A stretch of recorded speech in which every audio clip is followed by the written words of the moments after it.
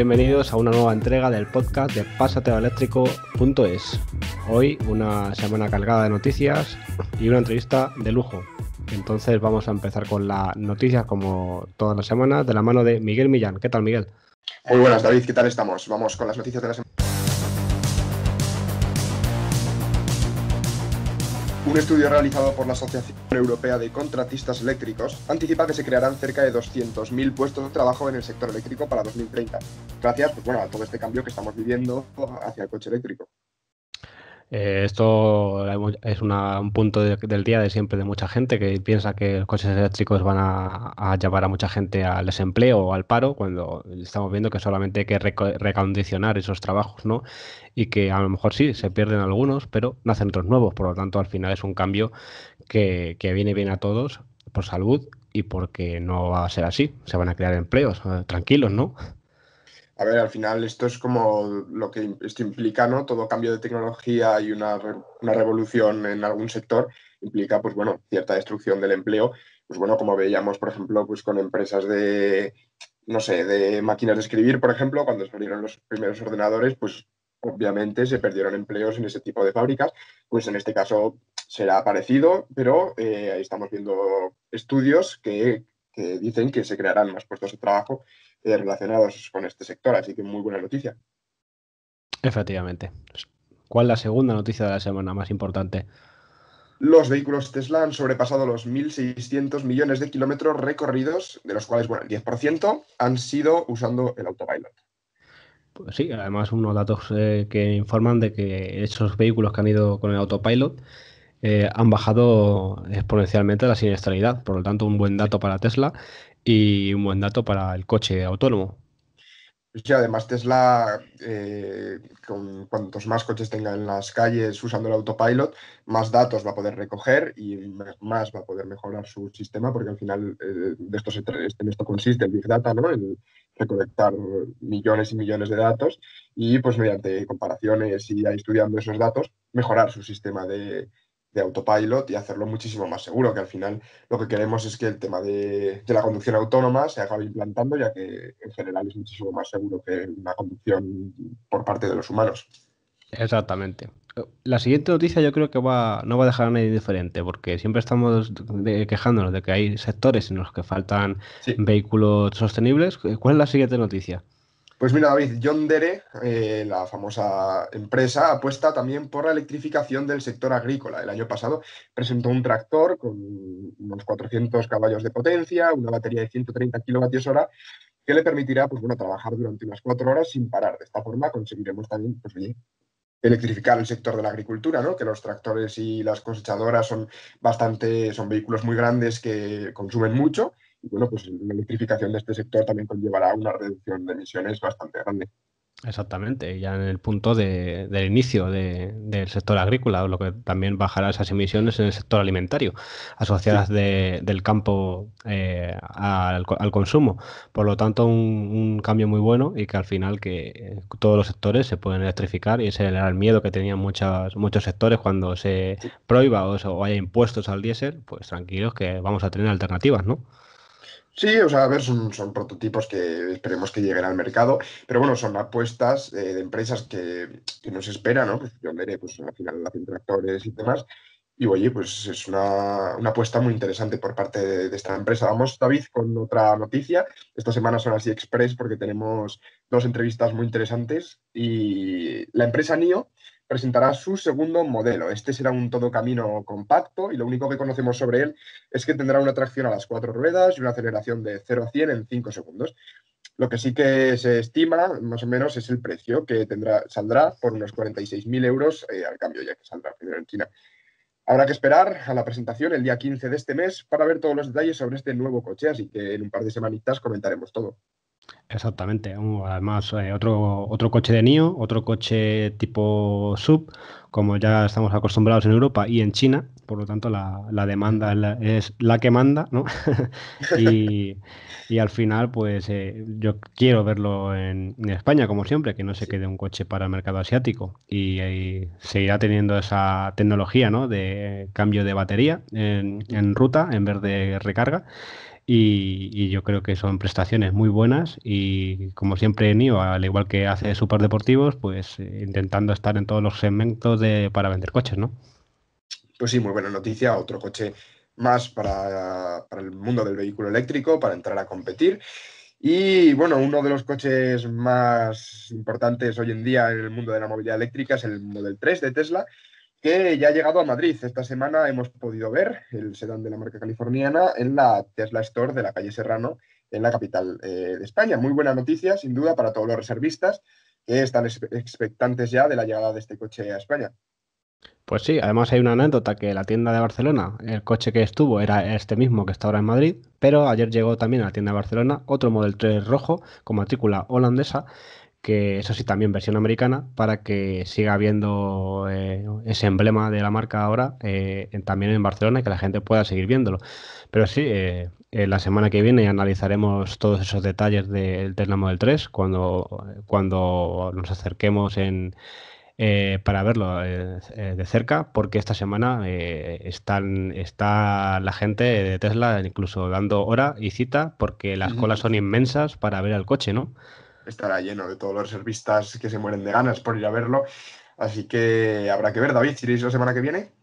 Sí, vamos a ir, ya hemos estado con algunos compañeros, pero no hemos tenido esa oportunidad de verlo a fondo porque los comerciales están locos y directamente, pues a veces te tienen que despachar, ¿no? ¿Cómo funciona esto? Pues mira, esto es el GPS, esto es esto y esto es esto, por favor, que tengo 100 personas más hoy. Y seguro Normal. que este fin de semana, sábado y domingo, va a ser, bueno, el domingo no sé si abre, creo que es sábado, va a estar esto, pues imagínate, un sábado como puede estar la tienda de Serrano hoy, ¿no? Yo creo que tenemos hasta el 31 de diciembre de este mes, hasta final de año para verlo, entonces vamos a ir paulatinamente porque si no, se nos va de las manos, ¿no? ¿Cuáles son un poco tus primeras impresiones, David? ¿Lo has podido ver por fuera, aunque fueran 2 minutos? ¿Cómo lo ves? Exactamente. Me parece un coche muy, muy bonito de estética y muy práctico, ¿no? El portón del maletero trasero abre bastante bien, bastante alto, con la luna incluida, por lo tanto es un cinco puertas, no son cuatro. Y yo tengo ganas de ver en profundidad, eso sí, la pantalla pues, me ha encantado, el central, ya tenemos algunos modelos de PSA o cualquier otra marca que también tienen el cockpit en el medio, por lo tanto no es el único. Y quiero ver en profundidad ese sistema de climatización que tanto de vanguardia que tiene, sin aireadores, ¿no? Que sale el aire para arriba, luego te lo manda según tú controles la pantalla. Eso es lo que tengo más ganas de hacer hincapié sobre ello y de probar con tiempo, ¿no? Sabemos que Tesla ya nos dejará el coche cuando tengan esa unidad de prensa, pero Hombre. quiero ver todos los detalles sin que me puedan pisotear la gente alrededor para ver cualquier trozo de piloto de chapa. Entonces, ahora yo creo que es un mal momento, pero como tenemos hasta el 31 de diciembre, vamos a verlo de Sí. aquí a unos días en profundidad. Es un coche que me atrae y un coche que atrae a mucha gente por el tener un Tesla y por tener un Tesla más asequible, ¿no? Pues sí, David, si quieres la semana que viene nos cuentas un poco más en detalle tu experiencia con este Model 3. Y Efectivamente. bueno, esta semana ha entrado en vigor Madrid Central, una medida que ha puesto en marcha el Ayuntamiento de la capital para reducir la contaminación en el centro. Para esto tenemos una entrevista muy interesante, ¿no, David? Así es, tenemos a Alberto Martínez de la web Climate Check, que también ha hecho una colaboración con Autofácil para ese suplemento de la revista Urban que hay en el kiosco, donde nos explica todo este cambio de movilidad y todo Madrid Central. Así que esta semana yo creo que, aparte de nuestra entrevista de la semana, hablar sobre Madrid Central es lo que más de actualidad para esta semana y que todo el mundo Pues sí. tiene esta semana en la boca y en el pensamiento de qué es Madrid Central. Así que quién mejor que nos lo cuente que Alberto Martínez.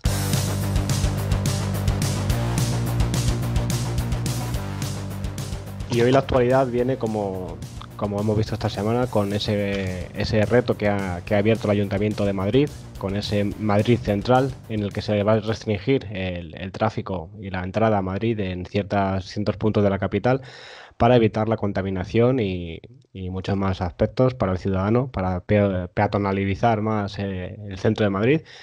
Y para ello tenemos aquí a un experto también en movilidad eléctrica, como es Alberto. Alberto, Bueno, tiene un blog que se llama Climate Church, que os recomiendo, luego pondremos el enlace en la descripción, y que ha estado al pie del cañón ayer en ese primer día de Madrid Central. ¿Y quién mejor que él para contarnos qué tal el primer día ayer con ese Madrid Central? Hola Alberto, ¿cómo estás? Hola, ¿qué tal? Pues bueno, aquí para charlar un poco sobre la nueva movilidad, los cambios hacia lo eléctrico, ¿no? Que parece que es lo que se quiere con Madrid Central sobre todo, por reducir esa contaminación y dar acceso a esos coches de pegatinas cero y, bueno, en parte eco. Y bueno, todos con el cambio a la transición de movilidad hacia lo eléctrico, que bueno, estamos en el sitio adecuado. Exactamente, y sobre todo contar qué es Madrid Central, porque claro, la gente se está viendo mucho de yo estoy a favor, yo estoy en contra, pero en realidad lo que hay que ver antes de posicionar, de tener una posición correcta en este Madrid Central es en qué consiste, ¿no? Porque hay mucha gente que ya directamente cualquier acción tomada por este ayuntamiento se la toma a mal, cuando esto no es un problema político, no es un problema de partidos ni de ideología, esto es un problema de salud y que esto nos concierne a todos. Por lo tanto, esto no hay más que hablar, vamos a contar para todo el mundo, ya que esto se puede capilarizar en cualquier ayuntamiento de España en los próximos meses, los próximos años, como por ejemplo ya ha pasado en Pontevedra, donde todo el centro es peatonal y ya la gente ni se acuerda cuando pasaban por ahí los coches, de hecho están encantados, como ciudades como Londres y Copenhague también lo tiene. Y esto haciendo una analogía esta semana también, por ejemplo, cuando se dejó de fumar en discotecas y en bares, que todo al principio todo el mundo estaba en contra, y ya no concebimos un bar ni una discoteca en la que se pueda fumar dentro. Por lo tanto, al final es una cosa de conciencia ciudadana y una cosa que se va a imponer, ¿no, Alberto? Sí, efectivamente, bueno, Madrid Central yo creo que es la primera piedra angular para cambiar esto de la obsesión que tienen esto que decías de la concienciación en la educación, pues que somos adictos al coche conducido solo por una persona y mover 1.500 2.000 kilos para trasladar a alguien de bastante menos peso, pues no tiene mucho sentido, ¿no? Y de ahí un poco de esa obsesión por usar el coche para todo vienen las quejas de Madrid Central, que es verdad que se afecta y que se actúa en una zona centro que, bueno, explico primero qué es esto de las APR, que nos suena mucho, pero bueno, se trata de áreas de prioridad residencial. Antes había tres áreas de prioridad residencial, bueno, cuatro, perdón, de Ópera, Las Cortes, Las Letras y Embajadores. Ahora estas desaparecen y se crea Madrid Central, que además amplía su territorio. Entonces, bueno, lo que hay es una limitación de acceso al centro para todos los vehículos que no tengan distintivo medioambiental, bueno, en este área de prioridad residencial no podrán entrar. Que tengan etiqueta B o C sí que van a poder entrar con limitación y solo a los parking o con las invitaciones. Los eco podrán entrar con 2 horas de estacionamiento en SER y los cero, los eléctricos o los híbridos enchufables, pues que van a tener acceso libre y sin problema. Y además de tranquilizar a la gente porque va a saber cómo, cuándo está en Madrid Central, no se va a meter y le van a multar sin saberlo, porque ¿cómo está delimitado el pavimento y o qué señales hay para saber que estás en Madrid Central? Bueno, Madrid Central lo primero es coger Google Maps o cualquier aplicación de GPS y lo va a indicar. Entonces vas a ver así como en un entramado más oscuro que ese área de prioridad residencial existe y bueno, te limita. Luego en lo físico, una vez estés en la calle conduciendo, pues está delimitado por la línea roja que yo creo que todos hemos escuchado, luego también por señales en el suelo, pintadas en el pavimento, señales verticales y bueno, en los paneles las vías de circunvalación, pues también hay de que a Madrid Central es mejor. Por otra parte, un poco Madrid Central tiene que ir de la mano de la digitalización, si no, no se entiende.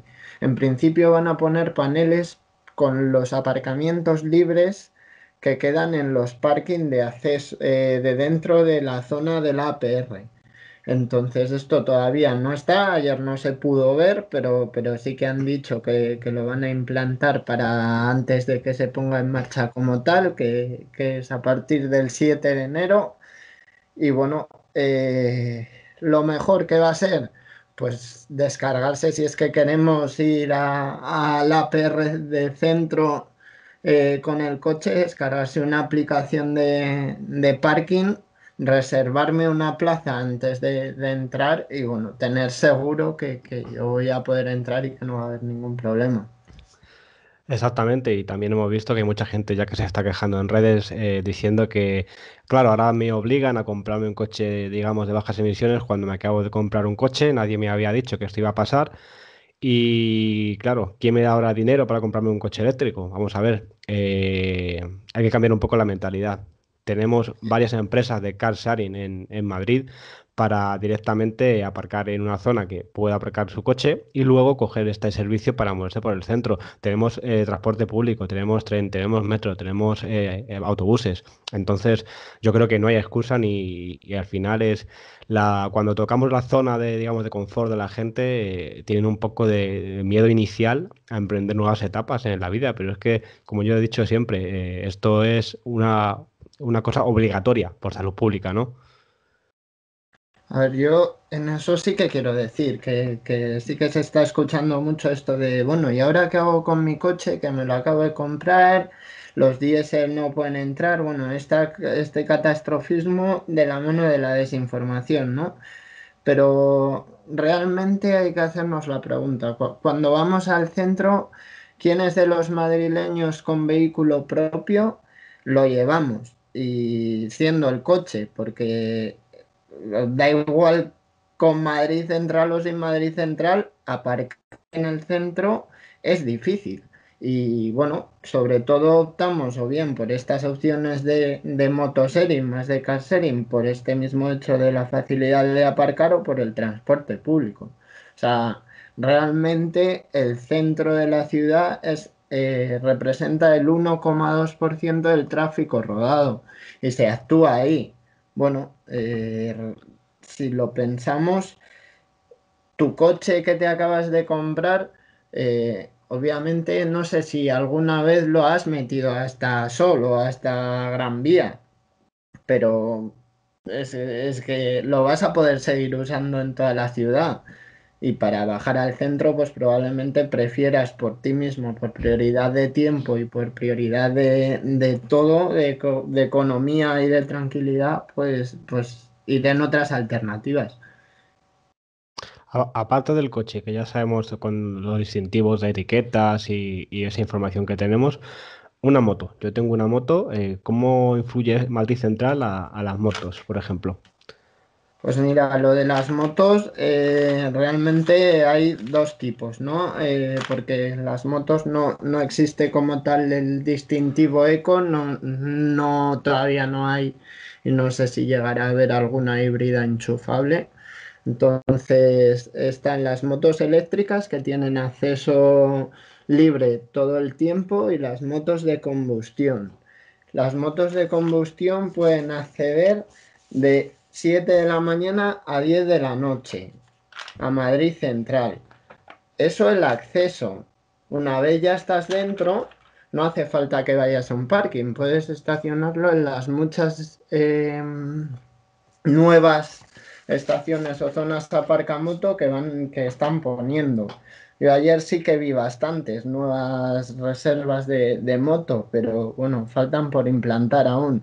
Si no, pues según las normas de la nueva normativa de movilidad, también habrá en zonas que en la acera o de la mano con esta reducción de vehículos que puedan entrar, pues podrás ocupar de forma gratuita, como ha sido siempre, la zona SER y aparcarlo en la zona de estacionamiento en calzada. Eh, las motos antiguas sí que van a tener más problemas, ¿no? Entonces, bueno, se quiere limitar eso, los coches más antiguos, los que más contaminan. Pero sí es verdad que se entiende que la moto de por sí es un vehículo menos contaminante y bueno, sin etiqueta, pues van a tener más difícil entrar. Sí, exactamente, igual que le va a pasar a los coches que no tengan esa etiqueta. Y me decía ahora también una pregunta a la gente, por ejemplo, un coche histórico, con matrícula histórica, un coche que tiene más de 30 años, 40 años, más de 25 años, y pues esa matrícula histórica que empieza por esa H, ¿cómo va a poder entrar a Madrid Central, por ejemplo? No tendrán problemas, pero los coches históricos ya de por sí tienen limitación de kilómetros al hacerlos por legislación. O sea, creo que es los seguros o la propia ITV la que limita la cantidad de kilómetros al año. Y no van a tener problemas, pero muy poca gente tiene un coche histórico con la matrícula H, porque sí es verdad que hay que cumplir bastantes requerimientos para que, aun siendo un coche antiguo, sea histórico. Y por otra parte, esa gente es muy apasionada de su vehículo. Lo usa de forma bastante esporádica y no sé hasta qué punto va a querer entrar al centro de la ciudad con él, ¿no? O sea que no va a importar porque sí que se les va a dejar, pero es verdad que esa situación va a ser muy esporádica. Sí, son coches que, por ejemplo, alguna concentración que tengan, o me parece que sí podrán entrar a Madrid Central porque les gusta ir a hacer rutas, por ejemplo, monumentales por Madrid y tal. Pero también hay que decir que quien tiene un coche clásico cuidado tiene matrícula histórica. No es lo mismo un coche antiguo, un coche clásico que un coche viejo. Por lo que para ser un coche histórico, aparte de lo que has dicho muy bien de la ITV y de los seguros, que están limitados, tienes que pagar también un dinero para hacerte histórico y creo que la prueba de humos, por ejemplo, en la ITV no la hacen porque, claro, no le iban a pasar en muchos casos, pero sí, también lleva un sobrecoste hacer tu coche histórico. Y creo que también tiene que ser todo original, tal cual marcaba la época en el coche, no puede haber ninguna modificación. Eso es, tienen que ser coches originales y que pasan una legislación bastante estricta para ganar esa matrícula histórica. Y bueno, aunque sí es verdad que son de combustión, pues siempre nos alegra ver coches bien cuidados por la calle, ¿no?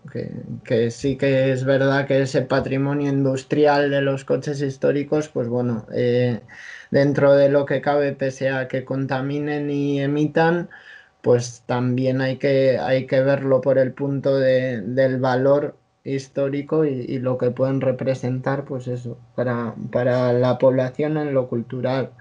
De todas formas, es lo muy esporádico.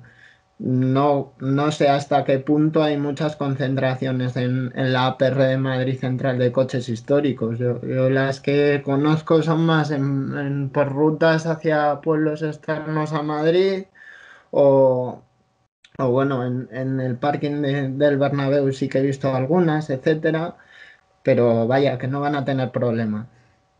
Exacto, también esto se aplica a coches, por ejemplo, de cuerpo diplomático, con esa CD en la matrícula de las embajadas, etcétera, que tendrán que solicitar a la DGT una equivalencia de emisiones si no tienen esa pegatina, y eso ya, pues, entre el ayuntamiento, DGT, llegará a un acuerdo de si pueden pasar o no pueden pasar. Al ser cuerpo diplomático, yo creo que se levantará más la mano que con un Hay, coche normal, ¿no?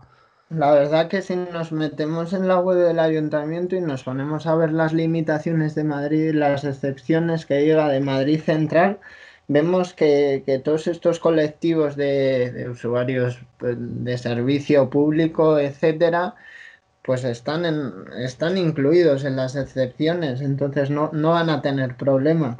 Y bueno, relacionado con esto nos encontramos que cada vez más coches de este tipo pues se están uniendo a la tendencia de ser o híbrido o mild hybrid, como se dice, o bueno, directamente híbridos, incluso híbridos enchufables. Entonces las flotas de este tipo de colectivos poco a poco tienden hacia la electrificación, con lo cual, pues pese a la excepción, aún van a tener menos problemas.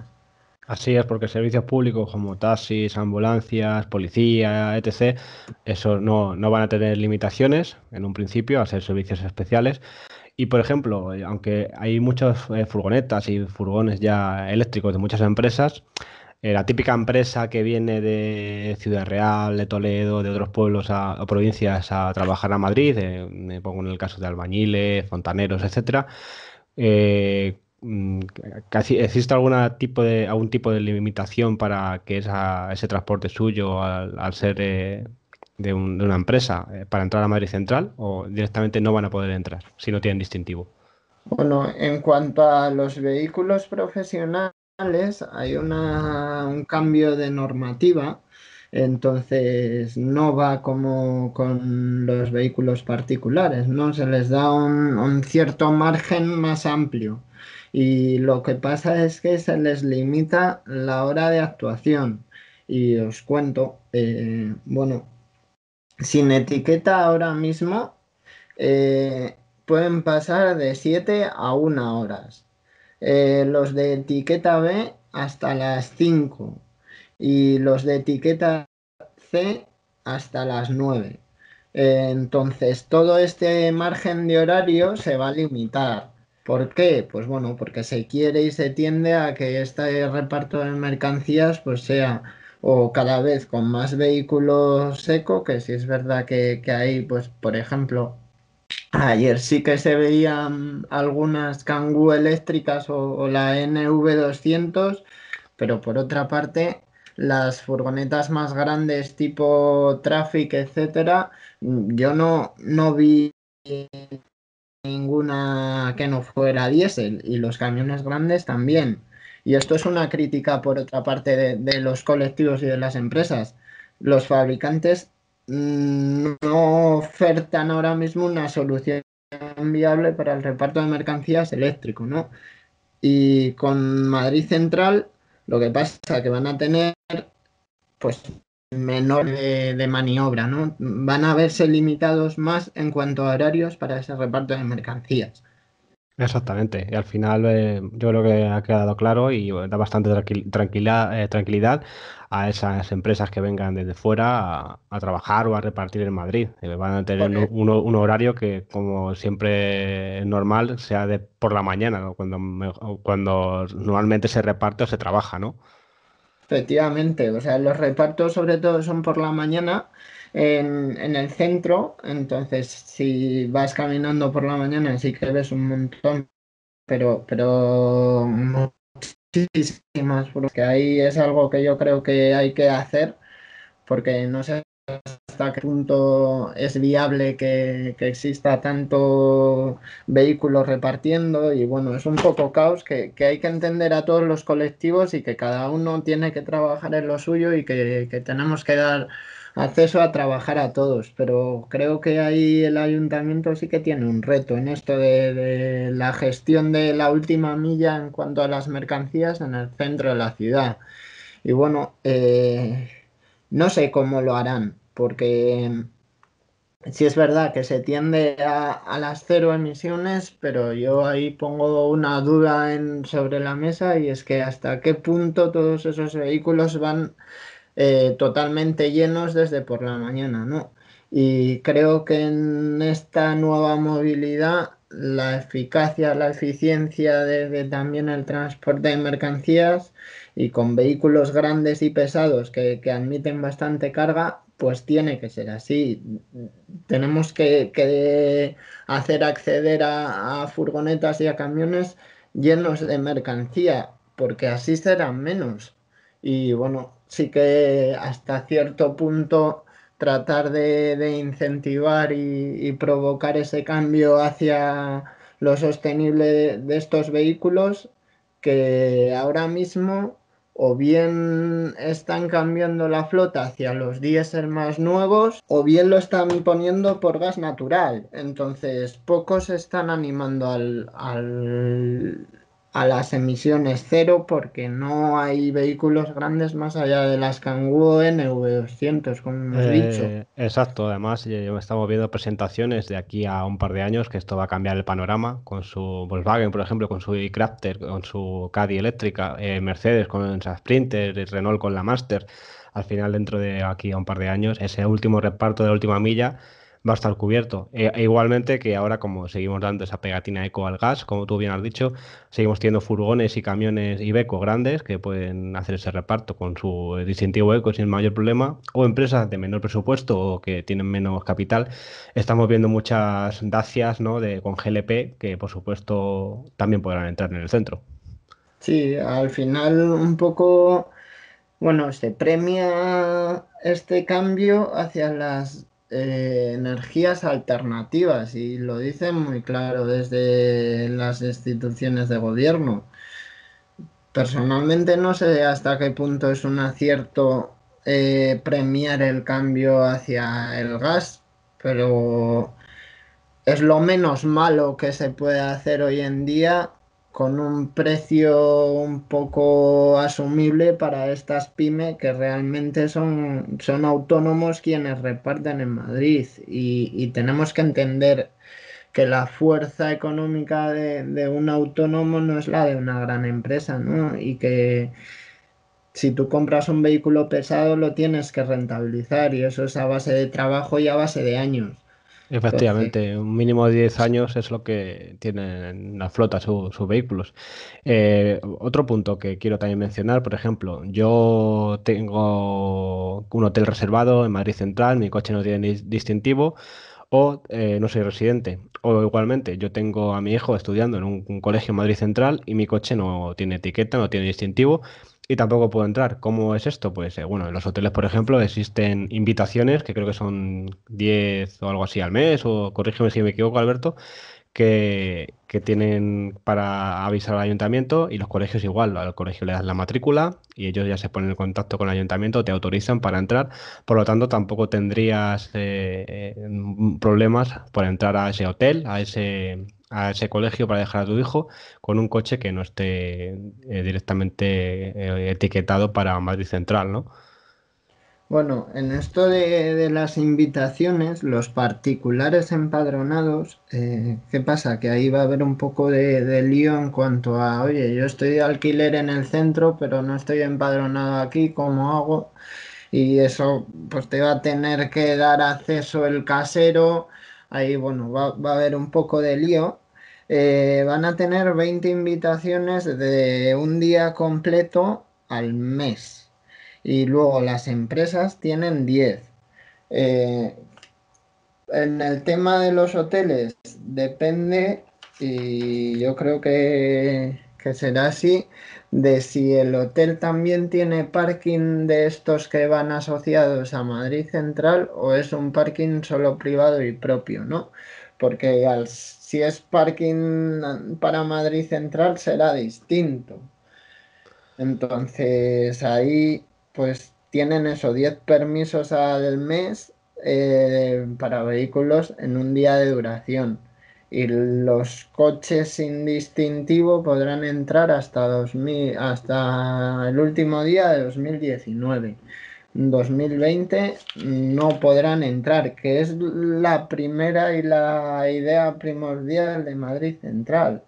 Todo el vehículo con distintivo medioambiental, con mayores o menores limitaciones, puede acceder, pero se criba y se prohíbe a quien no tiene la etiqueta, que eso lo debemos tener claro, ¿no? Que al final sí que es verdad que tenemos un parque móvil bastante antiguo en Madrid, que tiene años de antigüedad media, pero cada vez se ven menos vehículos sin etiqueta. Entonces, pues no sé hasta qué punto, cuando ya entren las limitaciones, va a haber tanto problema o no como se está hablando.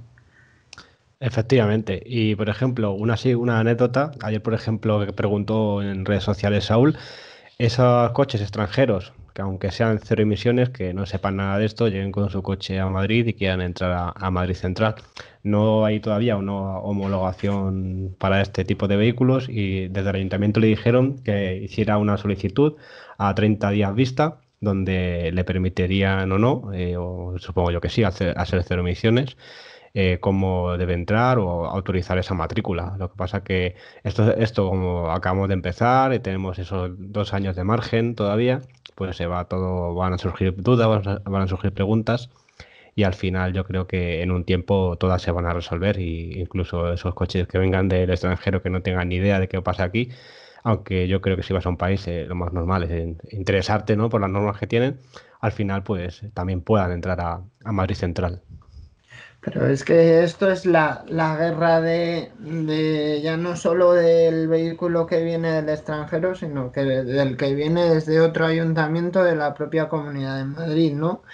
Que tienes que dar de alta tu coche cero emisiones para que el software del ayuntamiento no te diga que no, en cada propia ciudad o en cada pueblo. Entonces, eh, el propio Saúl ya lo ha comentado a veces, ¿no? Estoy en Alcalá de Henares y tengo que dar de alta mi coche cero emisiones para que no me multen y poder aparcar. Estoy en Madrid y lo mismo.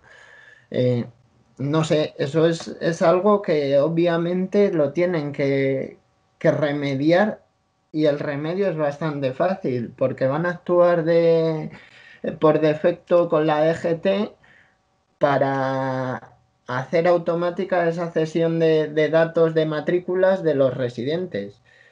Pues la DGT también sabe qué vehículos cero eh, tienen matrícula española en España, pues que se lo ceda al Ayuntamiento de Madrid, ¿no? Incluido algún curso, por ejemplo, de formación a la gente que pone multas en esas zonas SER, que sepan qué coches son eléctricos y qué coches no, ¿no? Aunque sean de otro país. Pero eso ya me explicaron, que no depende tanto del tipo de coche, porque yo sí es verdad, cuando ya antes había menos vehículos eléctricos y que vi multas de estacionamiento en SER a los ZOE o bueno, coches que dices, pero si se ve que es eléctrico, ¿a poco que te has interesado, no? Pero ellos no miran el modelo, miran y leen la matrícula con el datáfono como el lector y digital que tienen. Entonces es el propio software quien dice, este coche no tiene la multa o sí. No es que sea o no eléctrico porque el personal lo sepa. En el caso de Saúl, que tiene matrícula extranjera, pues yo creo que tendrá que llamar al 010, decir, oye, tengo tal coche eléctrico, quiero acceder a Madrid. Obviamente, pues premiáis este tipo de tecnología con el aparcamiento gratuito en SER y, y bueno, esa está mi matrícula. Si me leen las cámaras, pues que no tenga problemas. Yo creo que hemos dejado todos los puntos más o menos claros. Cualquier duda, aconsejo escribir simplemente en tu buscador de internet más accesible o el que te guste. Ponemos Madrid Central y accederemos a esa página de Madrid, del Ayuntamiento de Madrid, donde hay un apartado que se llama Preguntas frecuentes, donde seguro que resuelven todas tus dudas. Yo tengo aquí un dato de ayer, el primer día de Madrid Central, datos de tráfico de 7 de la mañana a 7 de la tarde. En el perímetro de Madrid Central, menos 1,4%. En Gran Vía, menos 31,8% de vehículos. Calle San Bernardo, menos 5,7%. Calle Toledo, en la zona de la Latina, menos 23,5%. Y en la zona de la M30, más 1,8%. Por lo tanto, por la M30 se movió un poquito más de coches, un 1,8% más. Las líneas de la MT bajaron casi un 14% el tiempo de recorrido al no haber tanto tráfico y su velocidad también subió. Por lo tanto, una gran noticia también para el transporte público, ¿no? Sí, esa es la idea de lo que se pretende con Madrid Central bueno, no sé hasta qué punto esos datos serán de ayer porque era la novedad, la gente tuvo pues ante la desinformación un poco más de cautela y en cuanto se enteren de que hasta el 7 de enero están pruebas, pues va a volver todo a lo que era desde antes de ayer o realmente se va a respetar y va a ser así. Bueno, el cambio es que en vez de cruzar por el centro, pues vayas por la M30 o por las vías de circunvalación de la ciudad, porque el coche en el centro es un fastidio y además es lento y las vías de circunvalación que rodean Madrid para eso están, ¿no? Y de la mano con esto, la nueva normativa y la nueva tendencia de las ciudades del 80-20, que decía el presidente de la DGT, el director, que sean el 20% de las calles las que aglutinen el 80% del tráfico y al revés. Y eso es lo que se pretende, ¿no? Que las grandes avenidas y las grandes vías que están hechas para el tráfico rodado y pensadas para ello en su estructura urbana, pues que sean las que aglutinen todo el tráfico, mientras que las calles que no son tanto para los coches, pues que se vean un poco más descongestionadas. Y esto puede ser una buena razón de ser de la justificación de la APR de Madrid Central. Si nos damos cuenta, se limita la ciudad más histórica, la del entramado urbano que menos hecho está para los coches, ¿no? Y bueno, tiene sentido que estas calles que obviamente son más históricas, que no están estructuradas para un vehículo que en su momento de creación ni existía, pues que obviamente tengan cuanto menos coches posibles mejor. Eh, Y sean las calles que sí que están pensadas para los coches los que aglutinen el tráfico. Bueno. Exactamente, y recordar que es una norma que cuanto antes la tomemos en cuenta, mejor. Aunque el ayuntamiento ha dicho que todavía no va a multar hasta abril, por favor, vamos a estar ya con ello en la mente, en la conciencia, porque luego llegará abril y habrá gente que diga, guau, como hasta abril no multan y al final se lleven la multa. Por lo tanto, vamos a tenerlo en cuenta desde ya. De todas formas, en todo esto de Madrid Central, yo quiero apelar a la concienciación del madrileño en el uso del coche. O sea, obviamente Madrid Central es lo que nos pone en la tele y en el foco el problema. Y es un lugar donde, como he dicho antes, va a reducir la contaminación, pero ya aglutina poca densidad de tráfico. O sea, realmente el smog que tenemos en la ciudad no sé hasta qué punto se crea por la gente que cruza Madrid por la APR de Madrid Central, sino pues en ese uso del coche de ir una persona a casi comprar el pan con el coche, que somos muy dados a ellos, ¿no? Yo sí me pongo a pensar en el equipo de deporte que tengo, nos podríamos organizar entre todos los jugadores, pero muchas veces la comodidad y el exceso del vehículo privado, que es lo que hemos vivido y lo que al final nos han inculcado indirectamente esta realidad del coche para todo, eh, pues nos hace que cada jugador lleve su coche en vez de en el grupo de la red social de turno decir yo te recojo, ¿no? Y que, Exactamente. y que Madrid Central sirva como educativo para decir, oye, es que si nos ponemos a ver en tantos y tantos sitios, todos los coches van con una persona.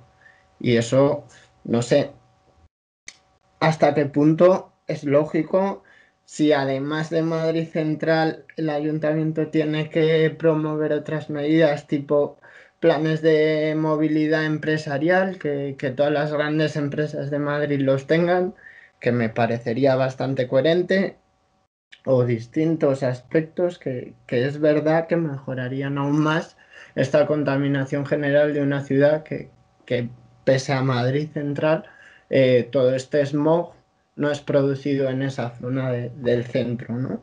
Efectivamente, estamos ante un cambio de paradigma, un cambio tecnológico y revolucionario en la ciudadanía, y yo creo que ya tenemos que dejar de adoptar esas costumbres antiguas, de antaño, que yo creo que no nos llevan a ningún lugar. Lo que pasa es que la gente es reacia a los cambios y sobre todo depende de qué países o ciudades. Por lo tanto, esto va a llegar y solamente hay que tomarlo bien, y desde aquí yo quiero decir sí a Madrid Central. Muchas gracias, Alberto Martínez, por estar hoy con nosotros.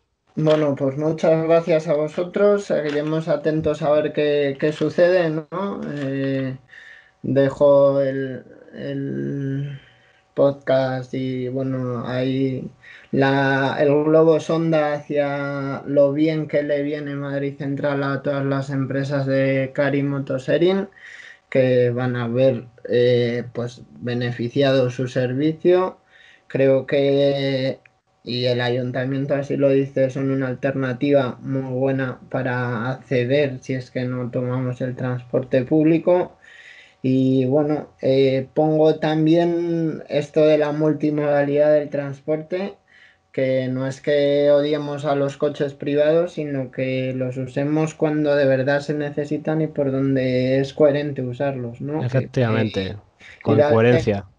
ir al centro en vehículo privado es más lento que ir en transporte público o coger una motosering y eso es así. Entonces, bueno, pues estos aparcamientos disuasorios, etcétera, hay mucho trabajo por hacer ahí. Aplicaciones que poco a poco nos van diciendo con esto del Mobility as a Service, que puede ser otra idea interesante para hablar otro día. Y bueno, esta interconexión de distintos modos de transporte para al final beneficiar a ese ciudadano en lo que es la mejor alternativa, ¿no? Que a lo mejor cogemos el coche porque creemos que es la opción más rápida cuando no. Si nos dice una aplicación, oye, ¿y por qué no vas en Renfe? Luego aquí te coges un City o un Move, la empresa que sea, te acercas a esta zona y ahí coges el metro. Pues, oye, esto es lo más rápido, te lo digo ya, pues y al final lo haremos, ¿no? La Don- movilidad dejará de ser en coche y empezará a ser con el móvil. Entonces, bueno, Madrid Central, lo primero de este cambio. Y ya me callo que soy muy pesado, ya lo sé. ¿Dónde podemos seguirte, Alberto? ¿Dónde podemos ver tu blog de Climate Share? Bueno, pues yo tengo un blog de movilidad que hablo un poco de todo este mundo que ya veis que me apasiona y se llama eso, Climate Chat. ¿Dónde? Pues directamente en Google o si no por redes sociales, ya me tenéis ahí en mi cuenta personal eh, o en la propia cuenta del blog. Mi cuenta personal es Alberto barra baja Margar y luego la del blog, pues Climate Chat. Y ahí, pues bueno, me podéis preguntar más dudas, etcétera, de Madrid Central. Y ayer estuve colaborando con Autofácil, que ha sacado un especial que soluciona un poco todas las dudas de que podemos tener, que se llama Urban, la nueva movilidad.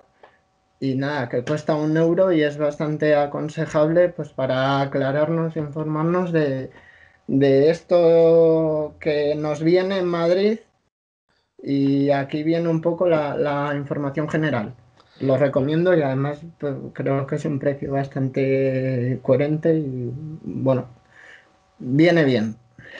Pues todos al kiosco a comprar por 1 euro esa revista Urban de Autofácil para enterarnos de todo lo que queramos sobre esta nueva movilidad y sobre todo de Madrid Central. Muchas gracias, Alberto. A vosotros, gracias. Espero que haya quedado claro de todo lo de Madrid Central con esta súper entrevista que hemos tenido esta semana. Yo creo que se han barajado todas las hipótesis, todas las cuestiones que pueda tener el ciudadano. Y Llegamos a la entrevista de esta semana, que tampoco va a dejar a nadie indiferente. Contamos con nuestro amigo Juan Francisco Calero, así que vamos a hablar un poco sobre movilidad y sobre la movilidad del futuro, emisiones y por favor no perdáis esta entrevista con Juan Francisco Calero.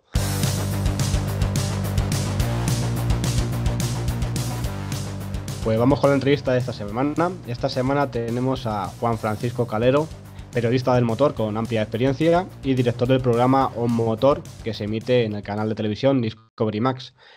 ¿Cómo estamos, Juan? Hola, muy buenas tardes. Pues aquí encantado de hablar con vosotros. Encantado de que hayas accedido a estar en nuestro podcast de Pasateo Eléctrico y encantados también, seguro los oyentes, de escuchar tu opinión sobre el coche eléctrico y todo esto que estamos viendo últimamente, ya sea de gobiernos, de movilidad, todo lo que estamos aconteciendo, un gran cambio en el mundo, ¿no? Sobre eso, esa calidad del aire que queremos hacer en toda Europa, en España. La gente está muy ahora mismo confusa, no sabe si su coche vale, si no vale, entonces para ello también estamos aquí y vamos a hablar desde los dos puntos de vista, cómo está aconteciendo todo este cambio en España, ¿no? Juan, lo primero, como ya hemos visto en algunos vídeos tuyos, ¿cuál es tu opinión ahora mismo de actualmente el coche eléctrico tal cual lo conocemos, lo que hay en el mercado? Sí, bueno, pues me parece que estamos en una fase incipiente en la que, como aquel que dice, estamos arrancando, estamos en la orilla, si hiciéramos un símil con un océano, y no sabemos, bueno, pues nos estamos embarcando en una aventura que no sabemos muy bien hasta dónde nos va a llevar, aunque la dirección ya parece bien trazada y bien marcada, como tú bien decías, por lo que son los anuncios de las autoridades, que no son más que una réplica o un alineamiento con la posición, digamos, de los países de la Unión Europea, ¿no? Entonces, a mi juicio, como digo, estamos en una fase muy incipiente en la que hay muchas dudas. Aprovecho diciendo esto para subrayar que yo no soy ningún anticoche eléctrico, no, sino que simplemente intento tener una posición realista, pues alejada de... Vamos, no es mi posición ser un activista de nada, ¿no? Ni de coche eléctrico, ni de petróleo, ni nada.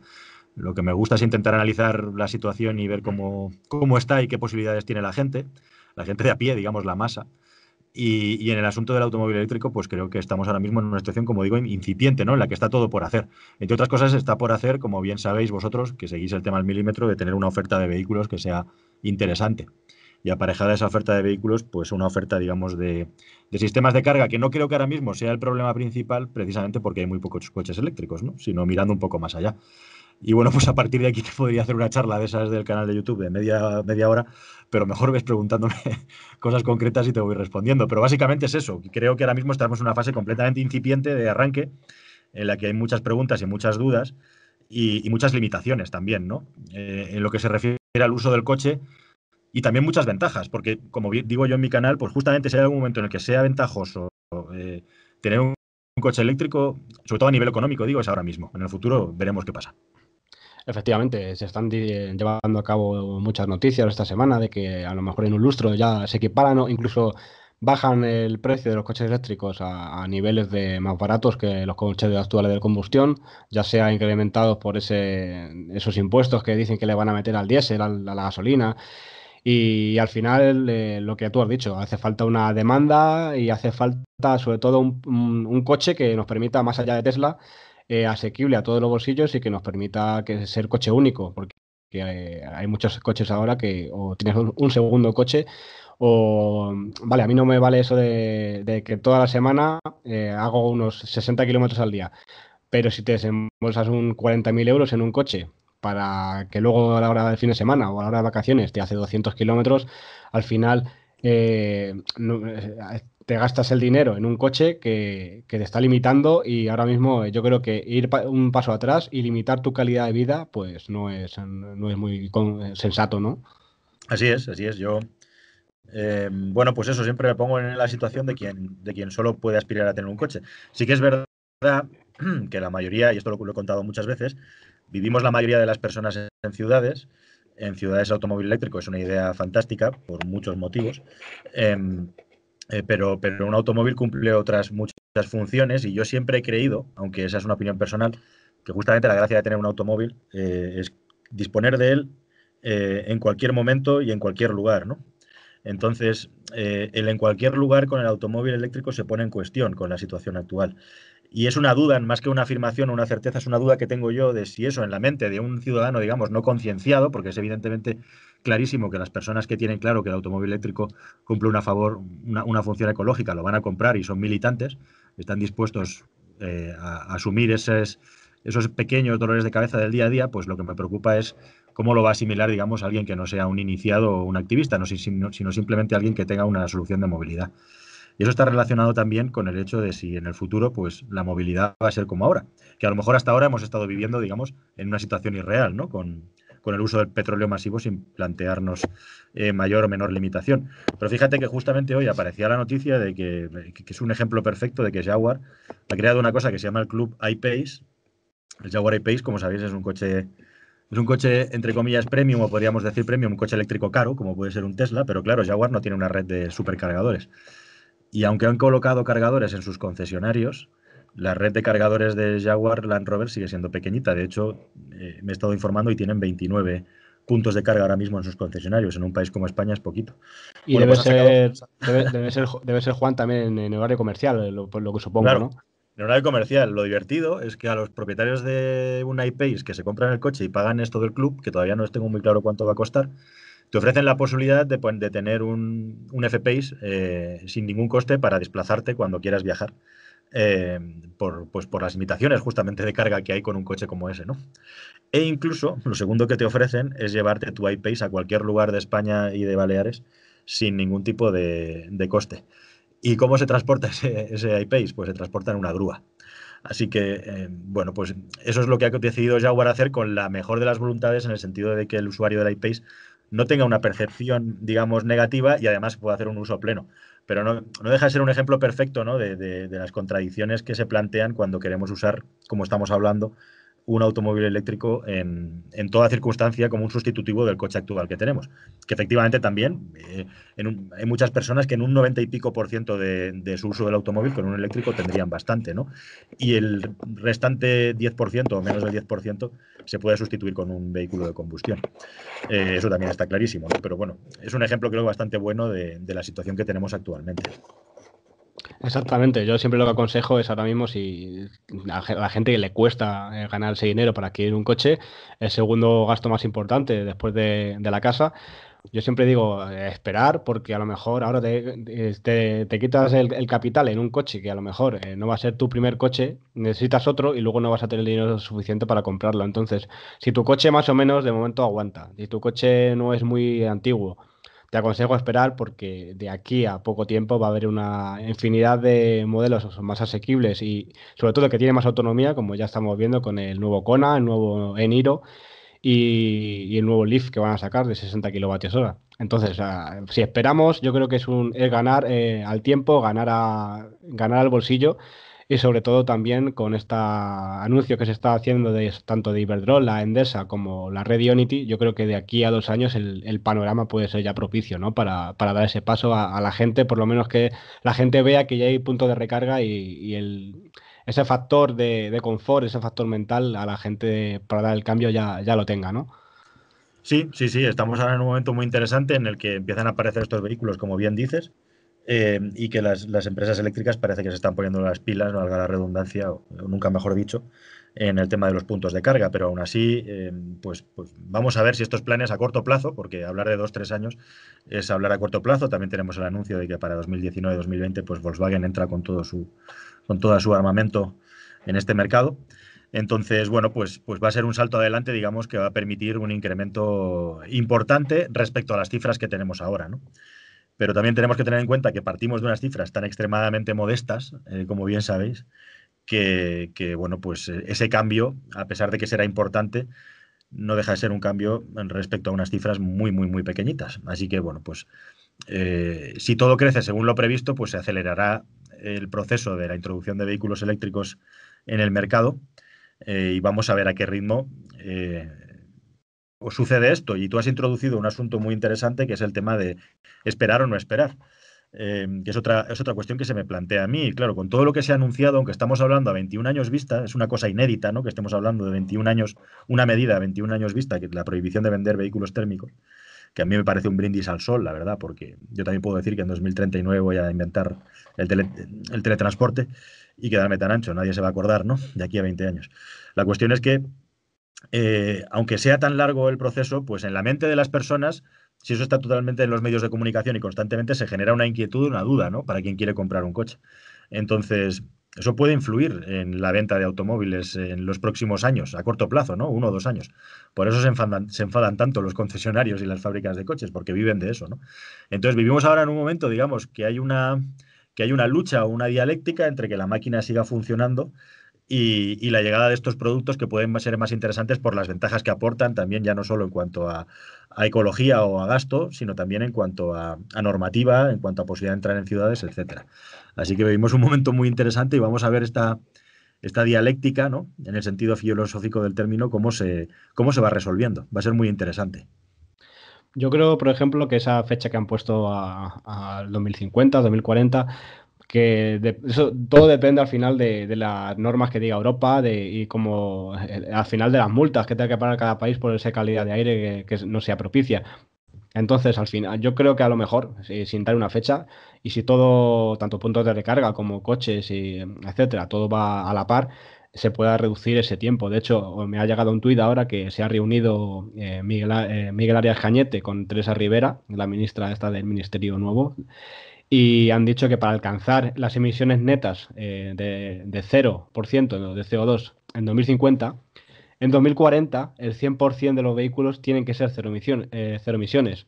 Y para alcanzar ese parque del 96% de cero emisiones en 2050, el 80% de vehículos tienen que ser cero emisiones en 2035. Por lo tanto, si al final hay una norma, o Europa dice una norma, y todo va aconsejado a esas multas de cada país o a esa calidad de aire que te obligan directamente a comprar un coche cero emisiones, tendrá que haber más o inversión por parte de fabricantes, tendrá que haber más inversión en puntos de recarga y al final yo creo que, ¿no crees, Juan, que al final se va a adelantar si todo sigue igual con esta calidad de aire que tenemos a ese año y va a llegar mucho antes ese incremento de los coches eléctricos en las carreteras? Yo la verdad es que, como sabes, he sido muy escéptico con eso y lo sigo siendo a pesar de estos anuncios que son en principio puramente políticos. En el asunto de la calidad del aire, como bien sabes, para que el automóvil eléctrico sea un éxito desde un punto de vista medioambiental, también lo tiene que ser la electricidad que se genera.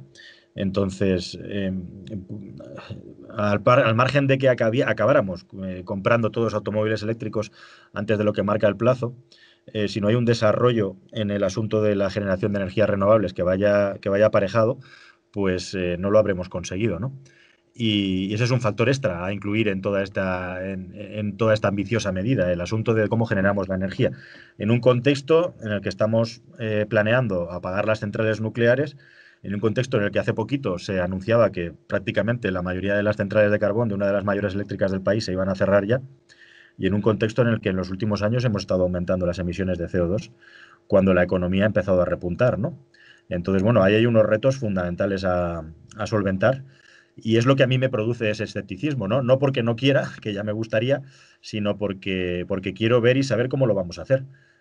Ya hemos tenido un problema grave con una burbuja con las renovables que ocurrió en la primera década de este siglo que no podemos volver a cometer. Tenemos una ventaja muy importante, que es que tecnológicamente en este tiempo se ha avanzado mucho y se han abaratado mucho los costes, especialmente de la solar, aunque justamente la solar en la generación eléctrica es la menos eficiente en relación a la superficie que ocupa. Pero justamente quiero ver y saber cómo se va a resolver entonces este reto antes de mojarme respecto a que vayamos a conseguir esos objetivos. Exactamente, estamos viendo un incremento del CO2. Hay quien dice que por parte esa moda que tenemos ahora de comprar vehículos sub, que por lo tanto consumen más y emiten más, y también esa moda de comprar ahora en los últimos años gasolina.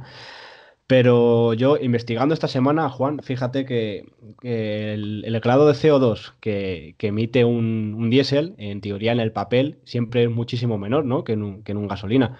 Pero si nos ponemos a analizar ese CO2 desde el pozo a la rueda, o sea, desde que se genera ese CO2 hasta que tú conduces el coche, vemos que, por ejemplo, el biodiesel usa parte de aceite de palma. Para hacer ese aceite de palma hay grandes deforestaciones en el mundo para hacer ese aceite de palma, por lo tanto, más CO2. También para hacer el nuevo AdBlue que llevan esos Euro 6, Euro 6 Plus, para reducir ese NOx en el escape.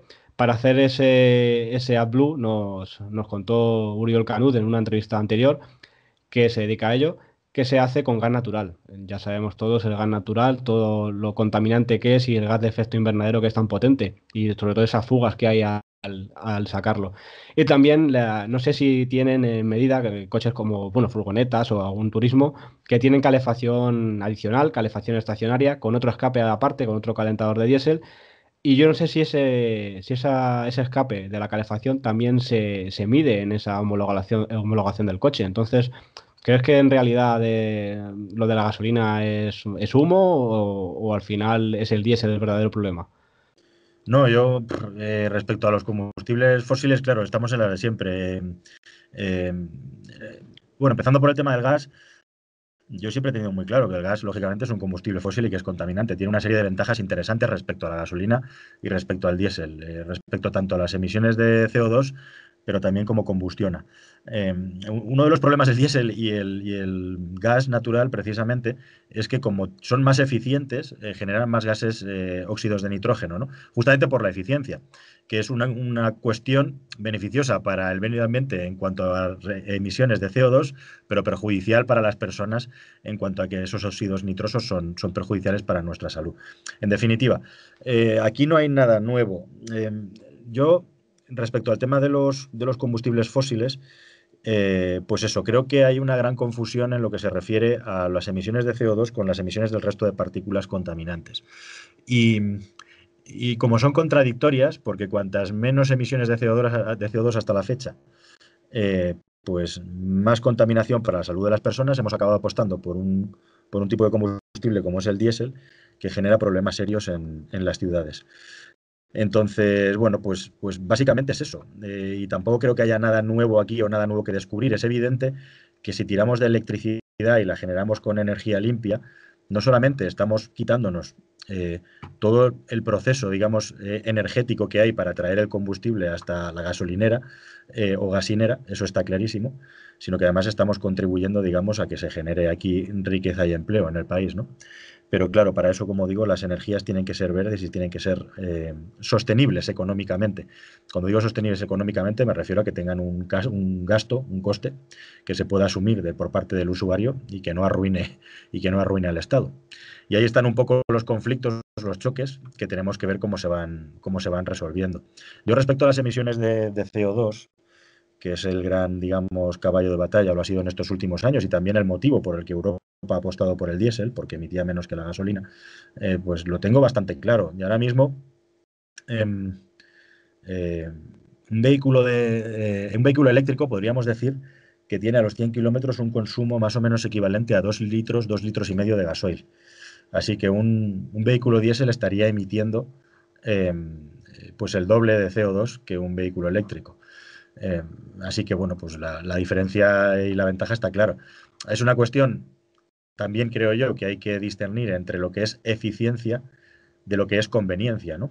Y bueno, pues un vehículo diésel, creo yo, hoy en día para viajar, para moverse rápido y de manera fiable y segura, es muy conveniente por las ventajas que tienen los combustibles en cuanto a recargar y poder seguir viajando, ¿no? Lo que no quiere decir que sea más eficiente desde un punto de vista puramente medioambiental.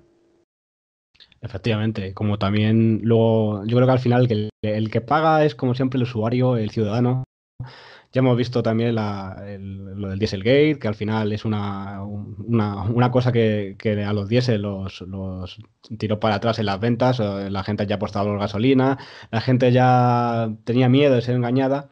Y últimamente lo estamos volviendo a ver con este tema que, como habrás oído hace poco el estudio este de TINI sobre el gas natural, y Sí. que al final, bueno, pues se ha comprobado que emite un poquito más o un poquito menos o igual, depende de las condiciones.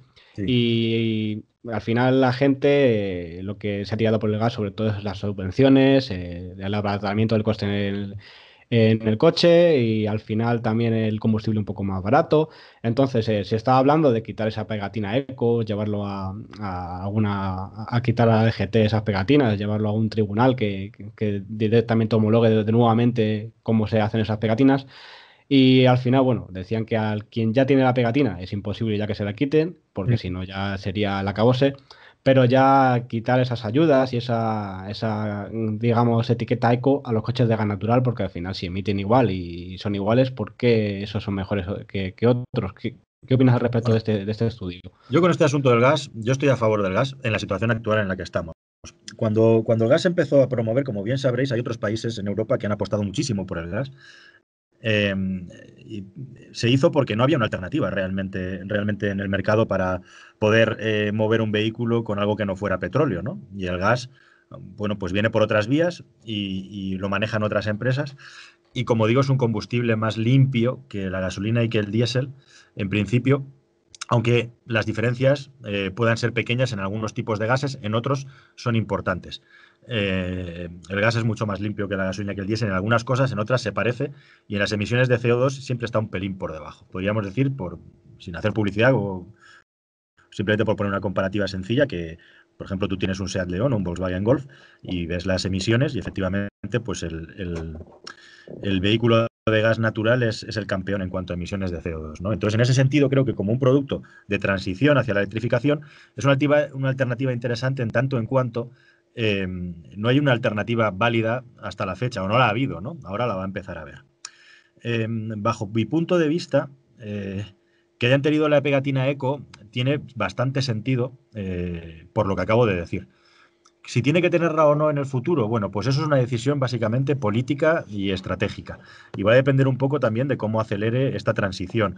Y para que esta transición acelere, lo que tiene que ocurrir es que haya una oferta, como hemos hablado al principio, suficiente de vehículos alternativos y también que haya una oferta, digamos, sobre todo que haya una oferta de vehículos alternativos para poder saltar.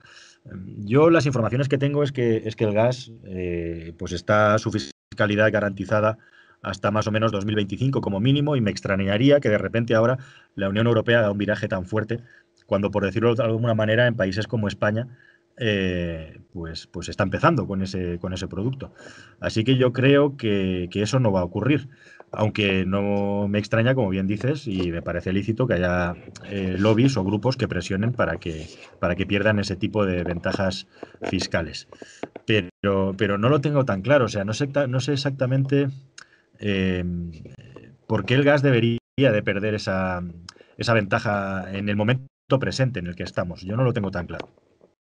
También hemos visto, por ejemplo, bueno, como hemos hablado hace poco, que Endesa, por ejemplo, estará cerrando sus centrales de carbón. Se han dicho que van a cerrar las centrales nucleares en España, algunas de ellas, y que van a invertir sobre todo en renovables. Sobre todo Sí. Endesa se ha puesto un plan de futuro con ese anuncio que hizo hace poco, unas semanas, de Endesa X sobre electrificación de su flota para sus empleados, montar puntos de recarga, que van a montar un montón.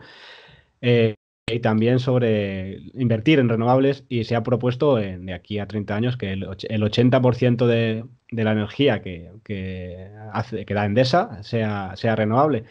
Y también quería decir, por ejemplo, esa alternativa, ¿cómo ves tú la alternativa que tampoco tenemos ahora mismo en España, aunque tengamos modelos del hidrógeno? Ya que ayer vi algunas declaraciones de nuestro amigo en común, creo, Álvaro Saura de Autofácil, que decía que para hacer actualmente gran parte de ese hidrógeno se realiza con gas natural, y al final el CO2 sigue siendo más alto que en un coche eléctrico puro, un coche de hidrógeno. Entonces no sabe si es el momento del hidrógeno ahora mismo o esperar a que una tecnología mejor para realizar hidrógeno llegue. Pues es que es una cosa muy parecida a lo de automóvil eléctrico. Todo lo que has dicho es así. Por cierto, que no se ha hablado tanto, pero en este plan del gobierno de prohibir los térmicos en 2040 hay muchas más previsiones, muchas más, digamos, objetivos, y uno de ellos es que en el 2030 el 75% de la energía eléctrica del país tiene que ser renovable. Y eso está a la vuelta de la esquina, como aquel dice. Y efectivamente, el vehículo de hidrógeno a mí me parece una alternativa muy interesante para empezar, porque creo que vamos a necesitar todas las ramas posibles limpias a las que agarrarnos para poder dar esta transición tan bestia, tan grande en tan poco tiempo. Que a mí me sigue pareciendo súper ambiciosa, pero ojalá que el tiempo me corrija y que vengan buenas noticias. Entonces, yo he hablado mucho del hidrógeno en mi canal de YouTube porque me parece una solución muy interesante y muy a seguir. Y el asunto del hidrógeno es que es un poco la eterna promesa del mundo del automóvil. Yo cuando empecé en este mundillo, justamente con el cambio de siglo, las marcas de coches nos vendían que para la década del 10 y vamos a tener una oferta real de vehículos de hidrógeno en el mercado. Y de hecho, a principios de siglo, BMW, por ejemplo, trabajó mucho con el tema. Los japoneses como Toyota y otras marcas llevan mucho tiempo también con el asunto. Y es así. Si no hay una red de hidrogeneras y además el hidrógeno se genera de una manera que sea eficiente y sea limpia, pues estamos haciendo trampas al solitario de la misma manera que lo estaríamos haciendo si todos nos movemos con vehículos eléctricos cuya electricidad viene de centrales de carbón, ¿no? Entonces, la manera, digamos, industrial más avanzada que hay hoy en día, más avanzada, no, más extendida a la hora de generar hidrógeno, es así tal cual lo has dicho, es a través de gas natural, ¿no? Con lo cual es un proceso pues que todavía no es lo suficientemente eficiente, al margen de que el vehículo de pila de combustible sí que lo es. Sí que es cierto que hay algunas señales para el optimismo.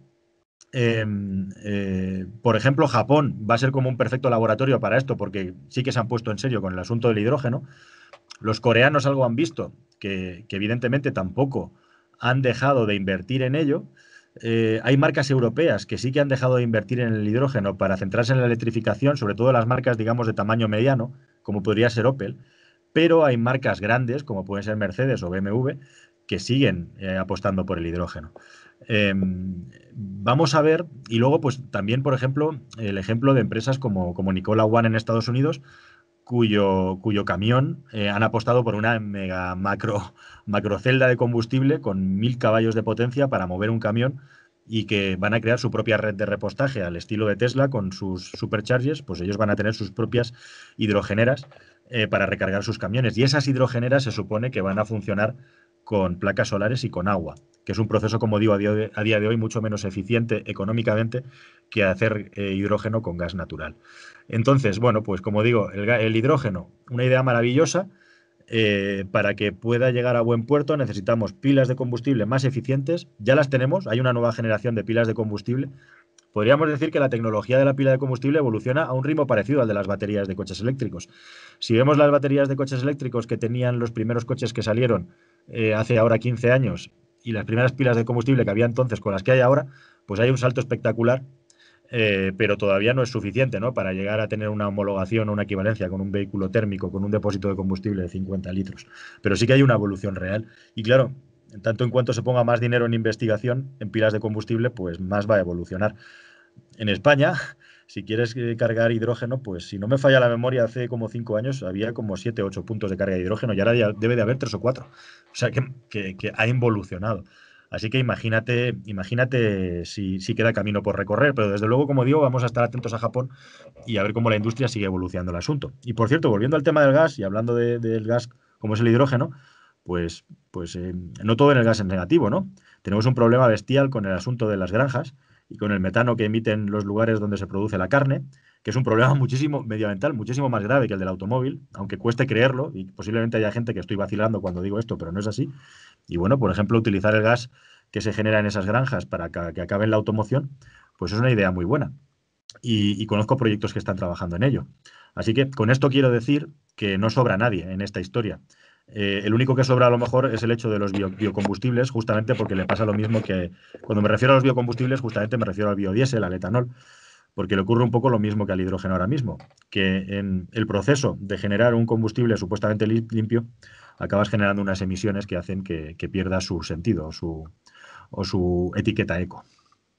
Efectivamente, hemos visto también en esos estudios que dicen que si ese metano de las granjas lo metemos en una central que lo convierta en electricidad, es una eficiencia brutal para el coche eléctrico y estás quitando emisiones a la atmósfera. Eso lo he dicho siempre en mi cuenta de Twitter. La industria cárnica ahora mismo, tal cual está planteada industrialmente, es una de las mayores emisores de contaminación en todo el planeta.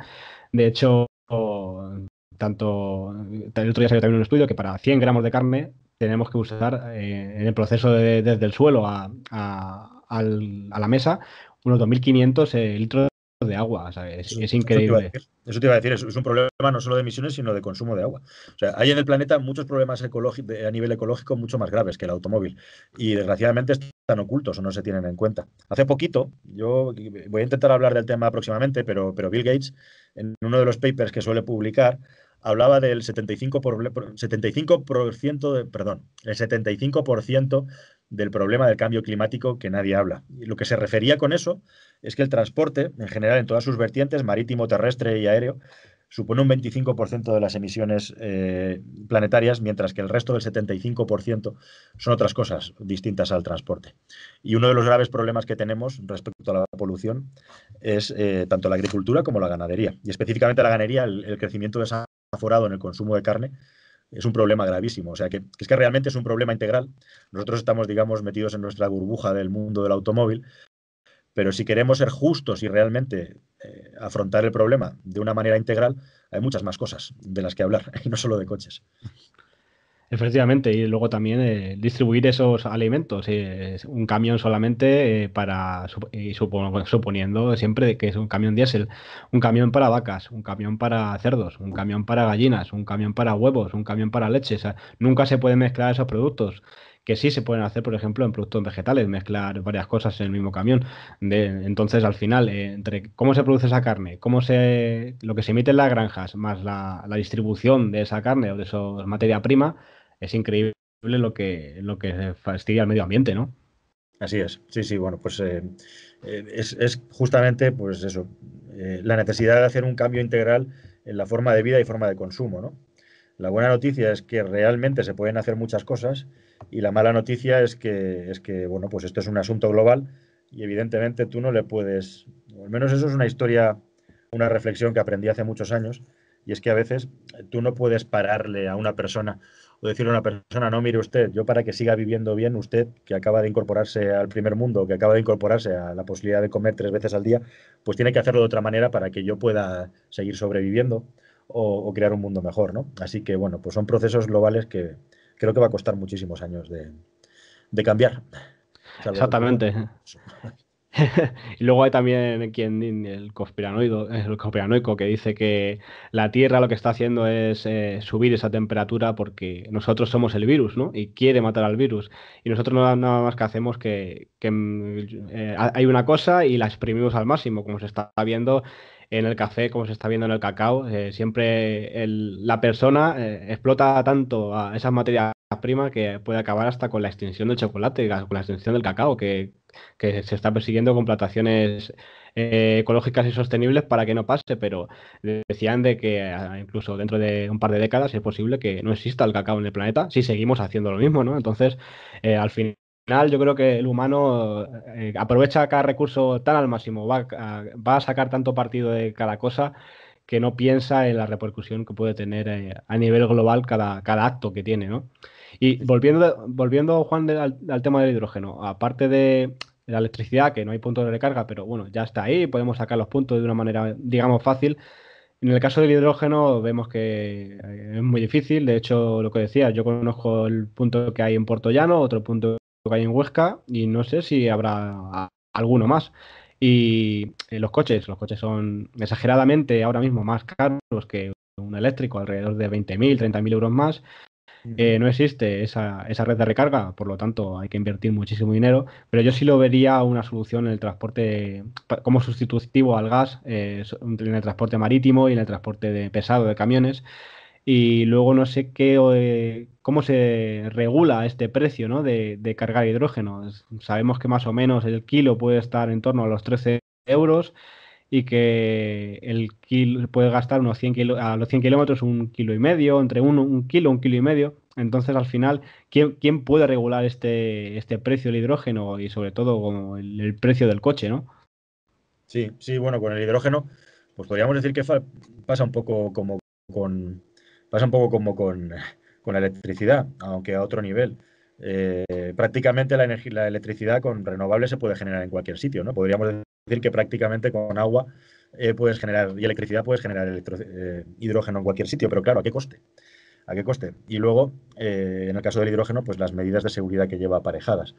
Entonces, tiene que haber una política, digamos, muy favorable para que esto se pueda desarrollar teniendo en cuenta esas limitaciones que hay. A mí sí que me parece, como bien dices, una buena idea para el transporte pesado, tanto en el mar como en la carretera. Y, y respecto al tema de la regulación, pues yo no lo tengo muy claro todavía, teniendo en cuenta que estamos en una fase tan embrionaria o tan inicial con este asunto, ¿no? Eh, Tienen que llegar todavía las tecnologías o los sistemas que permitan generarlo de una manera, digamos, económicamente interesante. Es evidente que el hidrógeno va a tener, o tendría teóricamente, una regulación impositiva muy, muy, muy favorable, y teniendo en cuenta que prácticamente el 50% de los hidrocarburos, el precio de los hidrocarburos son impuestos, pues se puede llegar a tener una ventaja con el hidrógeno al margen de quien lo genere y lo cree, ¿no? Pero estamos en una fase tan embrionaria que es un poco como hablar por hablar, porque no tengo nada claro de momento de qué manera podría regularse, teniendo en cuenta además pues que no hay oferta de producto en el mercado prácticamente, aparte de 2 vehículos que yo creo que el Mirai ni siquiera se vende en España, ¿no? Con lo cual solo nos quedaría el recién llegado del Hyundai, al margen de aquellos vehículos, autobuses y vehículos industriales que circulan por ahí. Efectivamente, tenemos el Hyundai Nexo que acaba de presentar a Hyundai por unos 70.000 euros y poco más. El Mirai no ha llegado a Europa, no lo sé, pero a España seguro que no, ni tiene previsión de llegada. Yo creo que se ha vendido Pero solo en Alemania, en Holanda y poco más, no sé si en Inglaterra. exacto. Y ya te digo, lo que le dije el otro día a Álvaro, digo, si haces el trayecto de Huesca por Tuellano todos los días, perfecto, pero como te salgas de ahí, a ver cómo puedes repostar Eso, ese...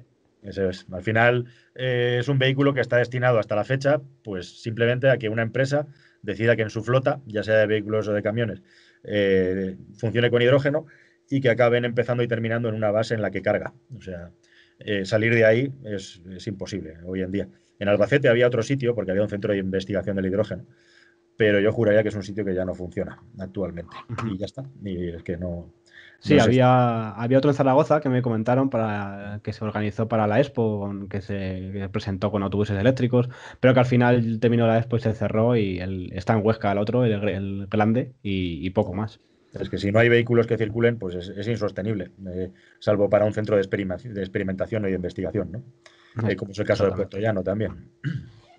Luego, por ejemplo, yo creo que estamos viviendo una época fascinante de la que nos ha tocado vivir, un cambio que es cada minuto puede cambiar el mundo. Y también con ese, yo creo que el coche eléctrico, tal y como lo conocemos, va a acabar en un lustro más o menos, que se deje el litio, que venga otras tecnologías, como se está hablando, de electrolito sólido, baterías de aluminio-aire, en el que se hace mayor capacidad de menos espacio, son 90% reciclables, se va a dejar de usar materiales como el cobalto, que tanta esclavitud y guerras produce, y tanta contaminación. Y yo creo que tal y como conocemos el coche eléctrico, como el antiguo que teníamos de plomo, con batería de plomo, va a acabar y va a llegar una tecnología que nos va a permitir viajar y recargar mucho más rápido, ¿no? Sí, sí, sí. Está claro que hay. Bueno, precisamente mañana voy a publicar un vídeo, según estamos grabando esta conversación. Cuando se publique en internet este podcast ya habrá salido el vídeo publicado, en el que hablo pues de que la industria del automóvil, yo lo que cuento un poco así metafóricamente es que depende de.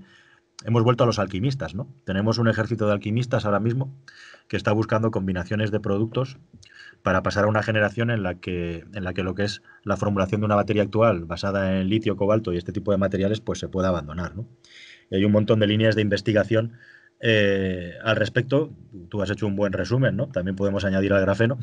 Pero justamente yo, me vas a permitir que vuelva a ser el escéptico, justamente hablaba en mi entrada del grafeno, ¿no? Fíjate cuando el grafeno se inventó y apareció, la revolución que hubo a nivel de lo que pensábamos que iba a poder aportar el grafeno.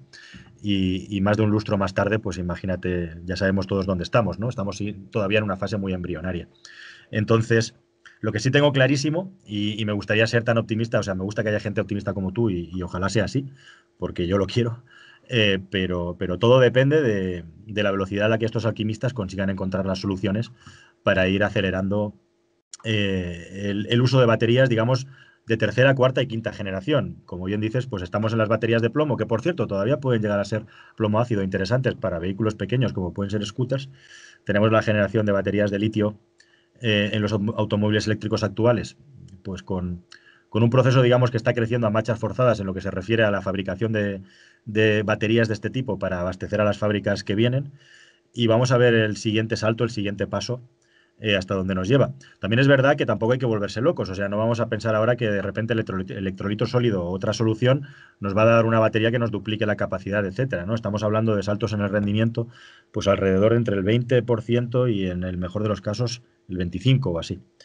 Pero bueno, si llegamos a conseguir que hay tecnologías que se están investigando, recargas de batería 80%, si ahora estamos en el mejor de los casos en los 30 minutos, pues si llegamos a los 15 minutos o así en una década o en un lustro, pues sería una grandísima noticia, sería un gran avance. Exacto, yo por ejemplo lo de aluminio sí que lo conozco y que está en fase aún de almacenamiento, queda bastante todavía para la última fase que es la de movilidad, que es la que más quebraderos de cabeza puede llevar a un ingeniero y a un técnico, pero el grafeno no lo he querido meter en este saco porque he tenido varias reuniones con gente que se dedica a trabajar sobre él aquí en la Universidad de Leganés, la Carlos III, y directamente no está yo creo que ni en fase de almacenamiento a gran escala. Está bueno, puede haber alguna de batería chiquitita que pueda llevar un dispositivo móvil o una tablet, pero yo creo de hecho me dijeron que no ven grafeno como tal en el mercado en un coche de fabricación en serie más cerca de 2030, ¿no? Sí, sí, así es, así es. Eso es lo que me hace a mí llevar el freno echado, ¿no? Un poco ser escéptico, ¿no? O simplemente tener la ceja levantada respecto a todos los anuncios que se están haciendo ahora. Por ejemplo, la batería de estado sólido, pues hemos recibido hace poco una noticia de que hay una empresa china que dice que ya está dispuesta a fabricarla, pero bueno, no creo que de momento sean noticias muy creíbles. Así que yo lo tengo claro. En función de la velocidad a la que vayamos para ser capaces de implementar en fabricación a gran escala y a un precio razonable estas nuevas tecnologías, pues tanto más podremos dar el salto de calidad en lo que se refiere al vehículo eléctrico, teniendo en cuenta que hoy en día, bueno, pues ya tenemos unos estándares en los que somos capaces de acumular energía para hacer 300, 400 kilómetros en los casos más destacados, ¿no? Y hacer recargas rápidas pues que pueden llegar a darnos un porcentaje interesante en 20-30 minutos. Estoy hablando, por ejemplo, del Porsche, ¿no? Pero claro, esto todavía ocurre a unos precios que no son asumibles para la mayoría de la población, con lo cual estamos hablando casi de un exotismo, ¿no? Exacto, al final, como en todo en la tecnología, los primeros DVD, los primeros móviles, todo lo que quiera el efecto novedoso, pues paga el pato, digamos, y progresivamente con los años, pues será más asequible para la gente. Te quería preguntar que el sistema este que tiene la marca china, NIO, sobre en vez de recargar las baterías, cambiarlas en puestos de cambio que tienen en carretera, en autovía. ¿Cómo ves este sistema para aplicar a otras marcas o simplemente cómo lo ves en esta marca? Sí, yo cuando uno se pone a pensar, cuando uno entra en el mundo eléctrico y se pone a pensar en el asunto del problema de la recarga, cuando uno empieza a pensarlo desde cero, desde un papel en blanco, pues la mayoría de las personas acaban llegando a la conclusión de que todos estos problemas se podrían solucionar con un intercambio de baterías. Y es que es verdad, es así, ¿no? Claro, a mí me parece una idea estupenda y es la idea más lógica y la más racional, porque al final andar paseando una batería, teniendo en cuenta que la batería es el elemento más costoso de un automóvil eléctrico, además, pues separar, digamos, este elemento del coste del vehículo puede ser una idea interesante, ¿no? Pagar una tarifa plana, como ocurre en el caso de NIO, en el que tienes la batería más la posibilidad de recargarlo. Claro, esto es una idea muy interesante, luego llevarla a la práctica puede llegar a traer nuevos problemas o nuevos retos que hay que resolver. A mí como idea me parece una solución mejor ahí cargado con una batería, como ocurre ahora en un Tesla P100, en el que vas cargado con 600 kilos de batería que te ha costado un dineral tenerla en propiedad. La cuestión es que, claro, si en el futuro conseguimos niveles de recarga muy altos, muy rápidos, esta ventaja competitiva se desvirtúa, ¿no?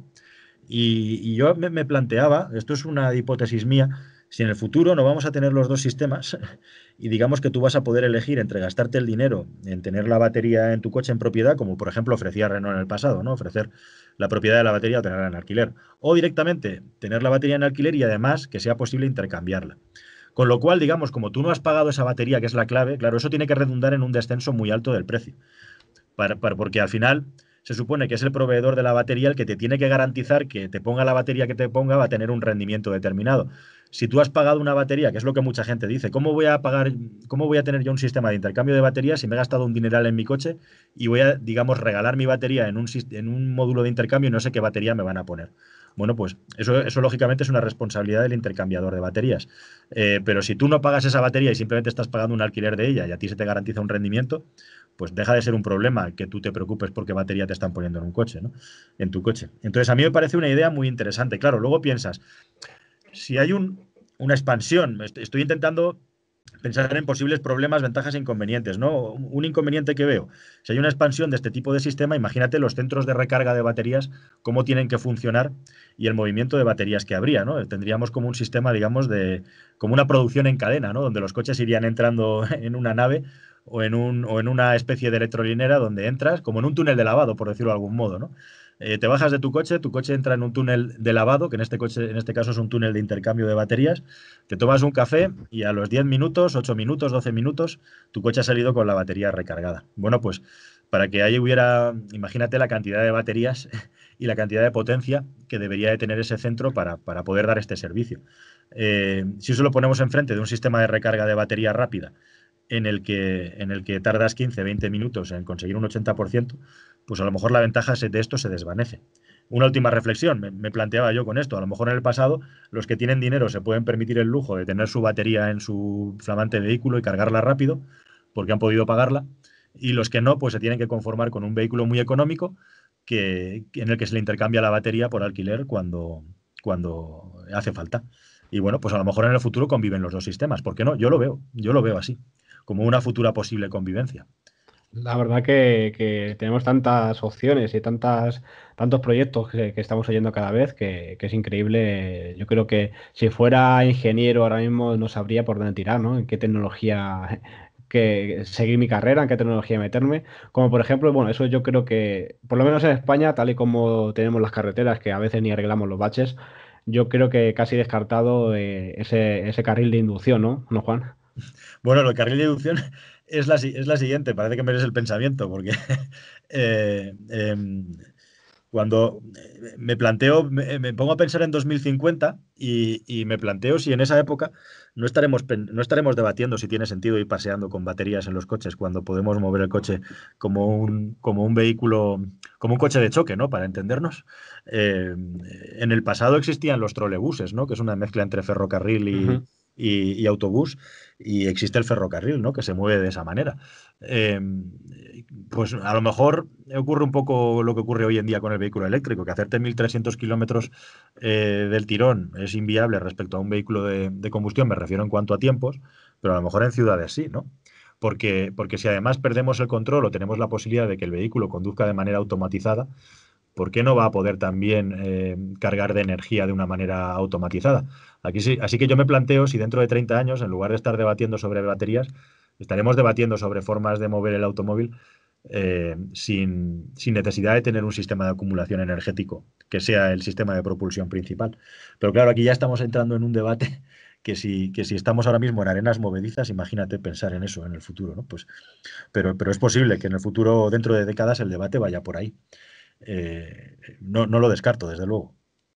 Con estas restricciones de tráfico que estamos sufriendo en las grandes ciudades, dicen sobre todo las empresas de car sharing que es su momento, ¿no? Y de aquí al futuro seguramente casi todo el coche, la gente no tenga coche en propiedad, es lo que quieren decir, y que es tan fácil como adquirir un coche que habrá bastantes marcas, bastantes empresas que tengan ese car sharing eléctrico o car sharing cero emisiones, digamos, en la ciudad y que directamente no tengan ni que conducirlo, que se está diciendo sobre ese automatismo, ese coche autónomo que hemos visto, por ejemplo, en ciudades como Tampa, que eso sí, decir que en Tampa, por ejemplo, las calles son perfectas, o sea, son calles cuadriculadas perfectas, o sea, el paraíso para el coche autónomo, pero ¿crees que en realidad, tanto legalmente como la ciudadanía, está preparada para el coche autónomo? Que sé que has hecho algunos vídeos sobre ello. Sí, sí, sobre el coche autónomo, a ver, sería para dedicar un programa entero a ello. Bueno, el tema del car sharing, empezando por el tema del car sharing, yo lo tengo muy claro. O sea, está claro que hay nuevas generaciones, las más jóvenes, que están más acostumbradas a usar servicios y no a poseerlos, y creo que va a crecer exponencialmente. Y buena prueba de ello, las marcas de coches también lo creen, porque todas están invirtiendo en empresas de este tipo. No hay ninguna marca de coches que no haya puesto el dinero directamente haya comprado una empresa de car sharing, ¿no? Eh, y respecto al automóvil autónomo, pues evidentemente va a llegar. Claro, en Europa, en las ciudades, pues tenemos unos cascos y unos diseños urbanísticos que tienen poco que ver con los americanos, que son ciudades que se diseñaron para el automóvil, en las que sales de casa con tu coche y acabas entrando en el aparcamiento del lugar al que te diriges. Y todo es mucho más fácil y distinto, ¿no? Entonces es más viable que ahí entren de una manera rápido este tipo de vehículos. Con el automóvil eléctrico, pues, perdón, con el automóvil autónomo ha habido una burbuja también, yo creo, especulativa, alimentada tanto por las marcas de coches como por las empresas que dependen de su desarrollo para tener una cotización en bolsa. Y bueno, pues se ha visto que los plazos de los que se estaba hablando y los plazos que se habían vendido eran totalmente irreales, ¿no? Que era una cosa pues, que algunos veníamos de la que veníamos hablando y denunciando. Entonces, a día de hoy, en este sentido, yo tengo muy buena amistad y muy buena relación con ingenieros que se dedican a esto. Hablamos mucho sobre el tema y realmente yo la conducción autónoma de un nivel totalmente desatendido la veo muy lejos todavía implementada de una manera masiva en Europa. Entonces, me pasa un poco con el automóvil eléctrico, ¿no? Que yo no soy tan optimista en lo que se refiere al ritmo de implementación, no en lo que se refiere a sus ventajas como producto. Y con el tema de la conducción autónoma soy súper escéptico, a pesar, digamos, de que tengo un montón de información de por dónde se está desarrollando y por dónde va este asunto. Vamos a tener un modo autopista en los próximos 2-3 años, pero tecnologías que ya estaban aquí y que se pensaba que iban a aparecer este mismo año 2018 están, digamos, pausadas hasta nueva orden. Así que un futuro lleno de automóviles autónomos tiene muchas incógnitas y desde luego las tecnologías existen, eso es así, y van a existir, pero ahora vamos a ver de qué manera ponemos los vehículos en las carreteras y a qué coste. Una cosa también puedo decir, por no hacer solo preguntas o plantear dudas, es que los automóviles autónomos estarán mucho antes en los taxis que en los coches particulares. Sí, llegó esa noticia, ¿no? Que, por ejemplo, Londres quería hacer esa flota de taxis autónomos. Eso vamos a ver si con el tiempo lo vemos y sobre todo no todos los coches, pero vemos alguna flota que tenga coches autónomos, alguna empresa de servicios, ¿no? Y sobre todo a mí me plantea una duda, o sea, legal, si al final quién lleva esa responsabilidad en caso de accidente, en caso de atropello, porque parece que las marcas tienen muy claro que el futuro es el coche autónomo. Volkswagen, Renault, todas, si vemos sus coches como conceptos en los salones del automóvil, son coches sin volante, coches salón, ¿no? Y autónomos totales. Sí, sí. Bueno, en los años 50 también se hacían conceptos de coches sin volante. O sea que es un viejo sueño, ¿no? Una vieja aspiración de la industria del automóvil. El asunto está muy claro, que es que a medida que se van introduciendo nuevos servicios asociados al mundo del automóvil, a medida que entran nuevos actores, a medida que se está electrificando el mercado, al final lo que es la fabricación del producto, lo que es la venta del producto, da mucho menos dinero o va a dar mucho menos dinero que los servicios asociados, ¿no? O sea que a las marcas no les queda más remedio que entrar en esta carrera y en esta guerra porque se supone que va a ser, digamos, una de las grandes maneras de ganar el dinero. Y bueno, sobre esto hablaba un poco también en un vídeo que he grabado que va a salir próximamente y es que, por decirlo de alguna manera, podemos decir que el fabricante de coches sería como un fabricante de móviles, un fabricante barato de móviles, y luego están alrededor pues las teleoperadoras de telefonía o de telecomunicaciones que pueden ser mucho más ventajosas económicamente, ser empresas mucho más grandes que el propio fabricante de móviles. Pues en el mundo del automóvil va a pasar lo mismo, ¿no? Al final puede que un fabricante de automóviles gane mucho más dinero que las empresas que ofrecen servicios añadidos de movilidad, de car sharing, o que desarrollen software de conducción autónoma o directamente solamente eso, de poner en contacto oferta y demanda a la hora de alquilar coches.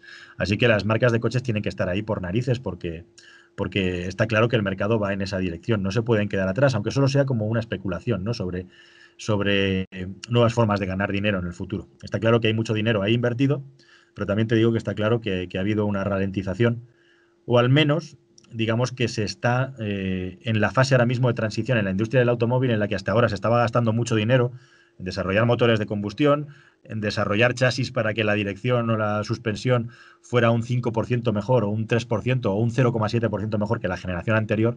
Pues no, ahora todo ese dinero se está yendo en las marcas de coches hacia la electrificación y hacia la conducción autónoma.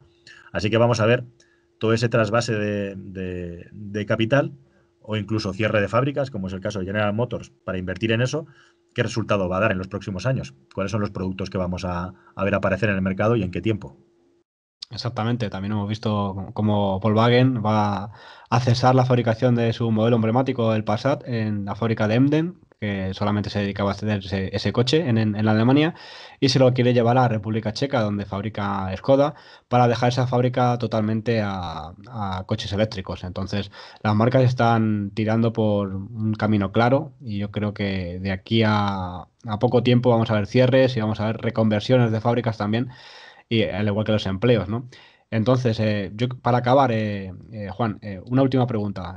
Toda esta semana, el viernes, ya se ha llevado a cabo esa propuesta, por ejemplo, en la Guerra de Ciudades, una de ellas Madrid, sobre ese Madrid central y cerrar el tráfico, digamos, a vehículos que no sean cero emisiones, o tampoco con esos episodios de contaminación que va del 1 al 5. Tampoco dejar entrar a coches que tengan algunas veces etiqueta B, etiqueta C, y sobre todo los que no tengan ninguna etiqueta. ¿Cómo ves como usuario, cómo ves este plan que ha llevado a cabo ayuntamientos como Madrid?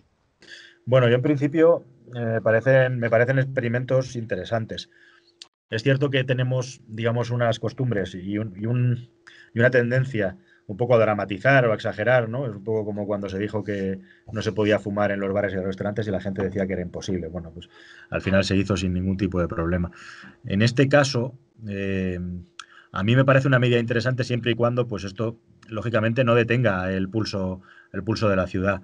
Pero me parece una medida muy, muy de cajón, ¿no? Especialmente en lugares en los que hay acumulaciones de personas, de seres humanos, que producen muchas molestias en relación al movimiento de los coches, y en lugares además en los que no están preparados para este volumen de tráfico, ¿no?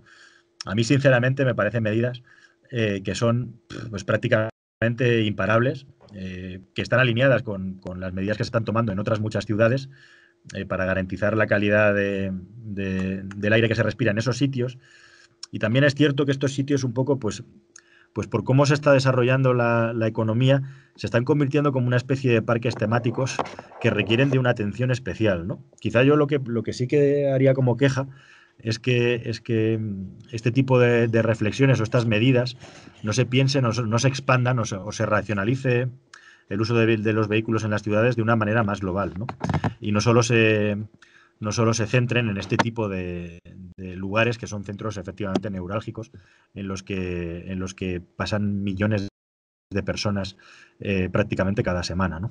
Así que, bueno, en principio me parecen medidas interesantes y sobre todo mucha curiosidad por ver cómo funciona su implementación, qué problemáticas trae. Quizá lo que menos me convence pues, es el hecho de cómo se trata a los vecinos respecto a las personas que tienen la necesidad de pasar por ahí, ¿no?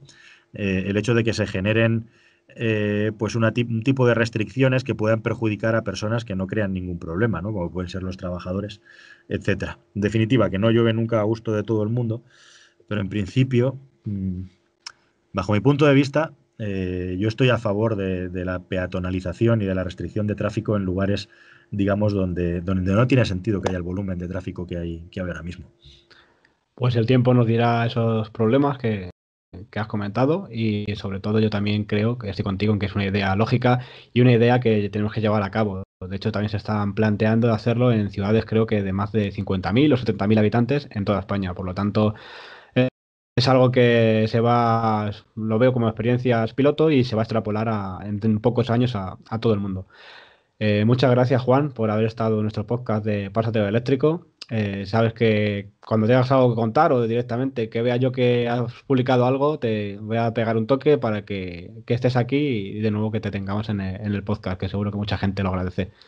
Pues nada, oye, un placer estar aquí charlando contigo y ya sabéis, a vuestra disposición para hablar cuando haga falta. Y bueno, pues como tú has dicho, nos vamos a divertir un montón, espero, en los próximos años y espero que lo podamos ver todo juntos y seguir comentando que es estupendo. ¿Dónde puede seguirte la gente, Juan? Aparte de tu canal de YouTube, Bueno, ¿cuándo se emite tu programa de coches? mi programa se emite todos los sábados a las 11 de la mañana en Dimax y por las madrugadas del domingo al viernes estamos por ahí alrededor de las 2 de la mañana para los más noctámbulos, que son muchos, aunque parezca mentira. En Dimax también es la repetición del programa. Y bueno, pues siempre aparte de YouTube y un poquito de Twitter, pues por ahí escribiendo artículos y colaborando con medios, pero básicamente es eso. Nada más decirte, y aprovechando que me preguntas por el tema y te lo agradezco, que estaremos en la tele hasta diciembre de este año.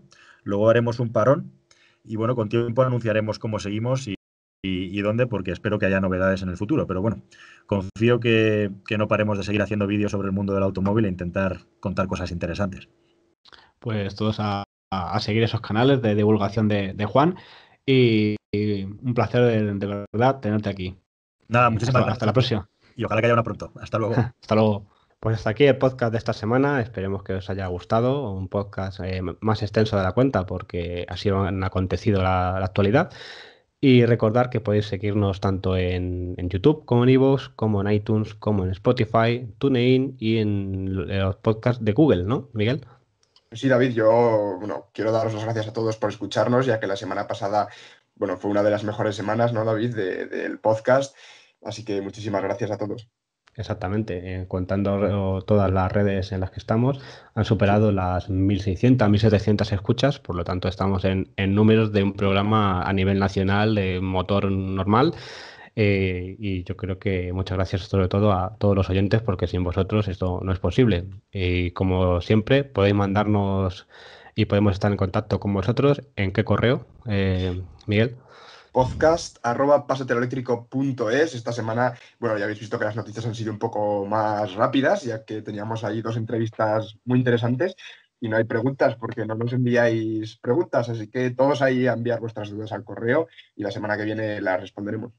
Exactamente, que la semana que viene, si todo sale bien, tenemos una sorpresa como entrevista para vosotros que seguramente que os guste bastante. Ahí dejo eso. Ahí lo dejamos, ¿eh? Era el spam de esta semana, claro. Ahí, muy bien, muy bien. Pues muchas gracias, Miguel, por haber estado otra semana más con nosotros. Se despide David Montero. Recordad que podéis seguirme también en mi canal de YouTube, Electroshock, o en Twitter en @electroshock00. Y recordad también seguir a Miguel, ¿dónde? Pues sí, David, me podéis encontrar en Instagram como miguel.miguel_, así que muchísimas gracias por escucharnos y David. Ah, sí, pásatelo eléctrico. ¡Au!